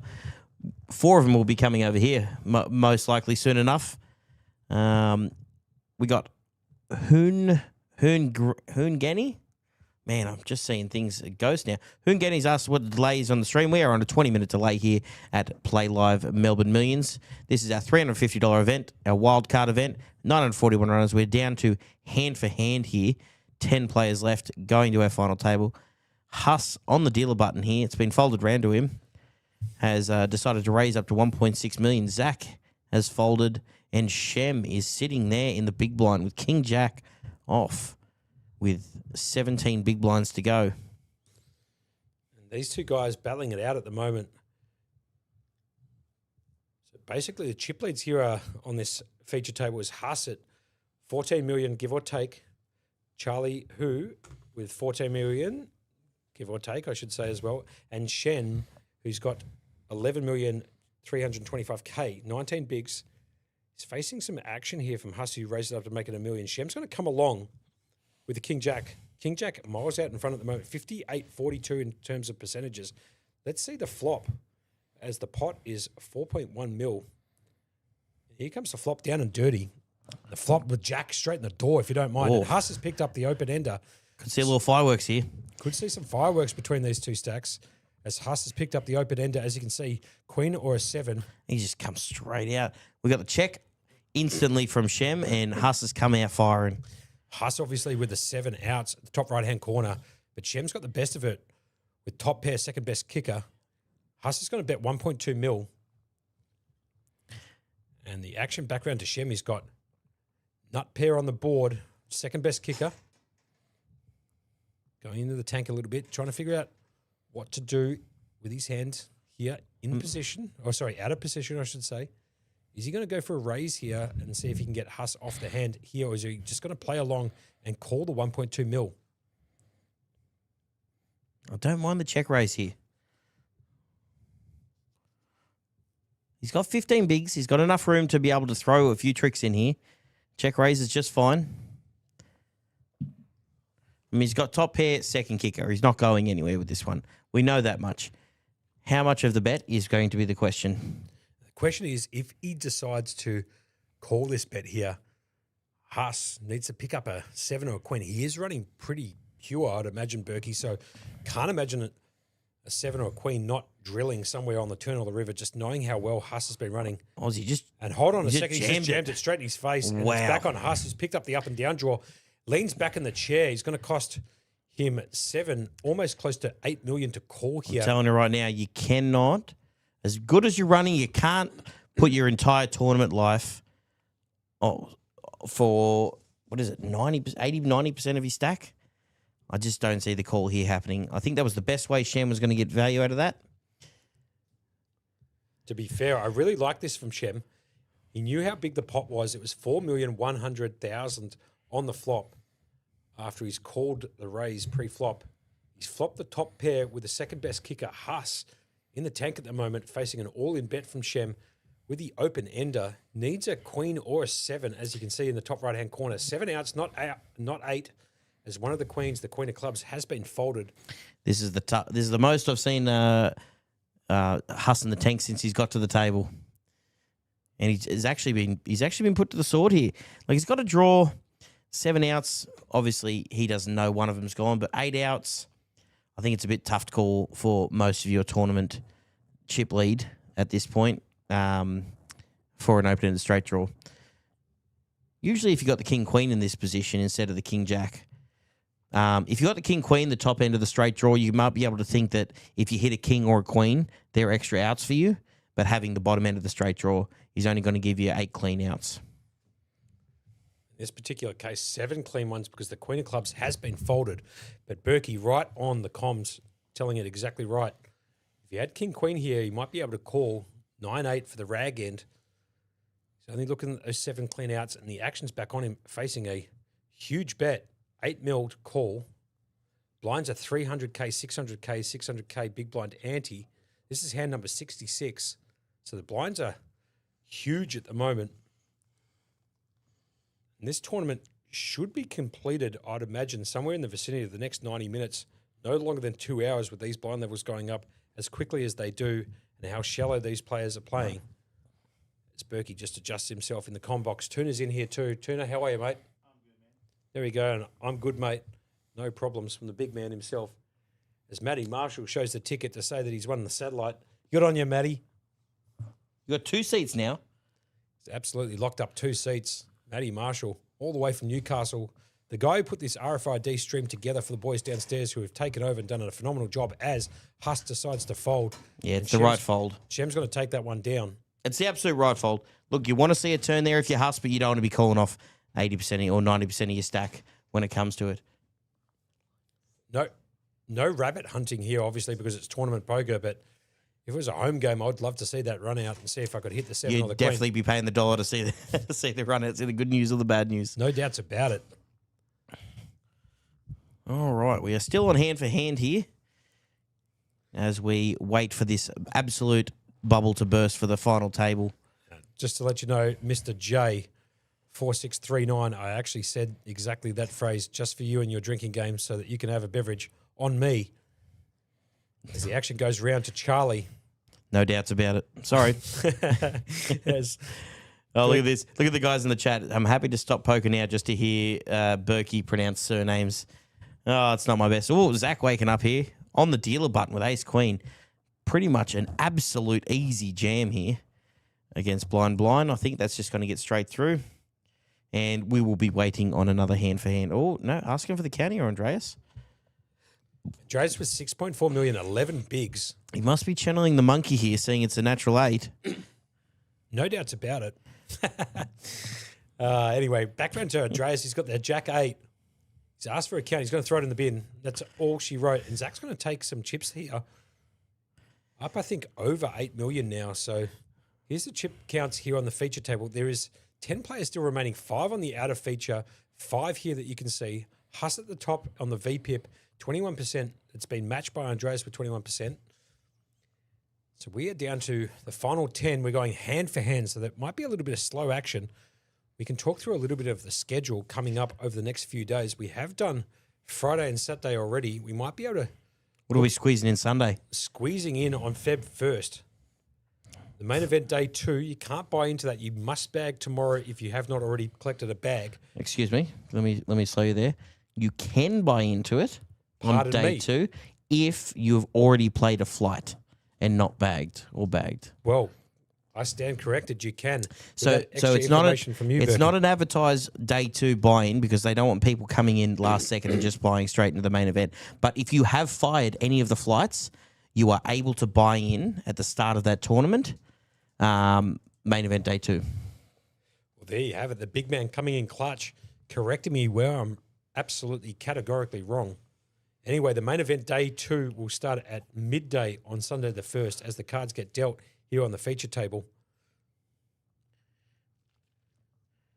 Actually, there's actually one comment right here before we get to this.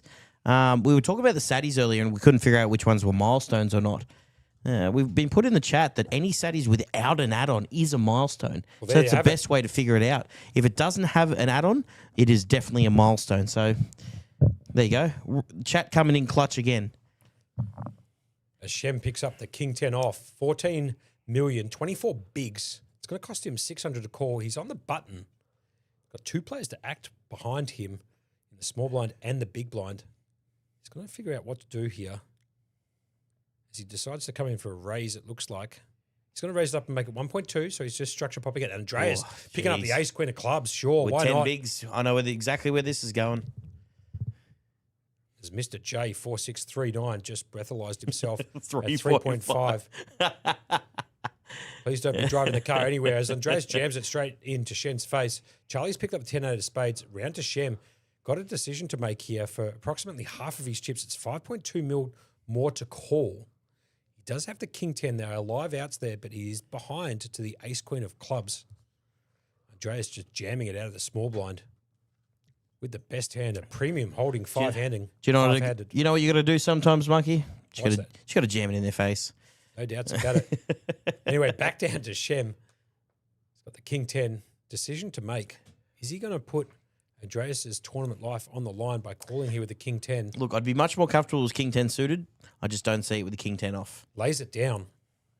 That's all she wrote. Andreas is going to pick up that raise of 1.2. Oh, Johnny coming in Johnny coming in clutch in the all Sadie and milestones. Step 1s are 50k milestones, and step 2 are 75k milestones for the main event. Jay Rotten coming in clutch. That is correct. We just got confirmation of that from the studio downstairs. So Jay Rotten absolutely giving the information to the guys in the chat. Like we said before, we are live on 3 different platforms on a 20-minute delay. We are live on Facebook. We are also live on YouTube and that of Twitch. Again, a 20-minute delay. Please no spoilers for those people who are watching at home. We like to keep our integrity up here and calling this as fun as we can live for the guys at home. And Zach here picking up pocket 2s under the gun. He's going to fold round to Shem. He picks up King Queen suited in clubs. Slightly better to what he had last time with the King 10.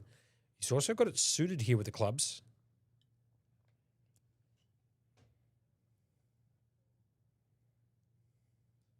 So let's just have a look at this. Blinds are now up to 400, 800, 800. So it's 800 to call. He's in the cutoff. Really putting the squeeze on these guys now, aren't they?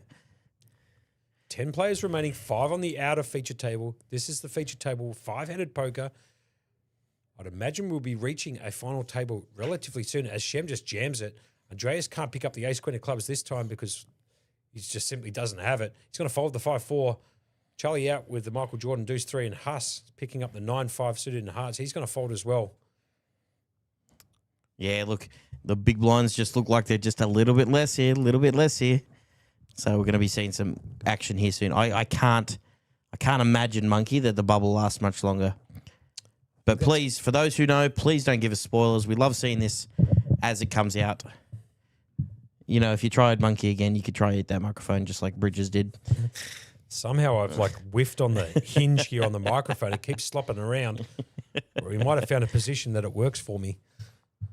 As we are down to the final 10, 941 entries into this wildcard event. This is day 2 of the wildcard. It will be concluded tonight.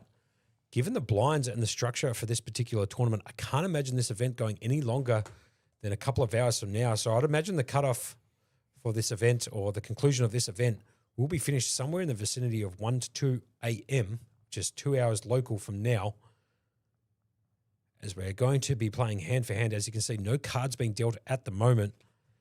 Waiting for the other outer table to finish their hand, which gives us an opportunity, Berkey, to talk a little bit more about Sunday, the 1st of Feb. Like I said, that main event, day 2, starts at midday. Then we got the step 1 at 1 o'clock. It's a step 1 deep freeze satellite, $75 buy-in, 10K starting stack, 10-minute levels, 5 seats guaranteed. I'm looking forward to deep freeze. There's one on the schedule, but they seem to be hugely popular, those deep freezes. No doubts about it. For those people who don't know what a deep freeze is, you start with a very deep stack. Like I said, 200,000 you start with in that, and there is no re-entries, 0. So it's one bullet for everybody. So if you don't have a massive bankroll and you want to take part in the deep freeze where everybody's on the same level playing field, come down Sunday, the 1st of Feb at 4:15 p.m. That's the deep freeze, day 1. No re-entry. It's an 1150 buy-in, 200K starting stack, 30-minute blind levels, and 100K guaranteed. I reckon that one's going to pop off. To be honest, Berkey, I quite like deep freezes, so you might even be able to see me in the field on that particular day. That's Sunday, the 1st of Feb at 4:15. There's also a... we've got some fist bumps in the background here. As it looks like the final table might be reached. We'll get confirmation about that shortly, but the players have got up for a little bit of a look around. It looks like they're throwing a couple of high fives as they go straight to their mobile phones. Oh, grabbing the phones. Here we go. And Timothy, yeah, Jinzi out on the outer table. So we're going to go on a break here. Now, what I'm just receiving some information here. Sure, talk it through us, Berk. Now there is a 20-minute. There's a 20-minute intermission for a break. Unfortunately, it's going to take another 20 minutes as they need to reset the system. So us here in the studio, we're going to take a 40-minute break. Got no choice of it. Apparently, the system's having a bit of a what do you call it? Malfunction. Malfunction. That's okay. The voice says, got to sort that out. We'll be back here in the chat at 12:50 a.m. local time, 40 minutes from now, according to the guys down in the studio.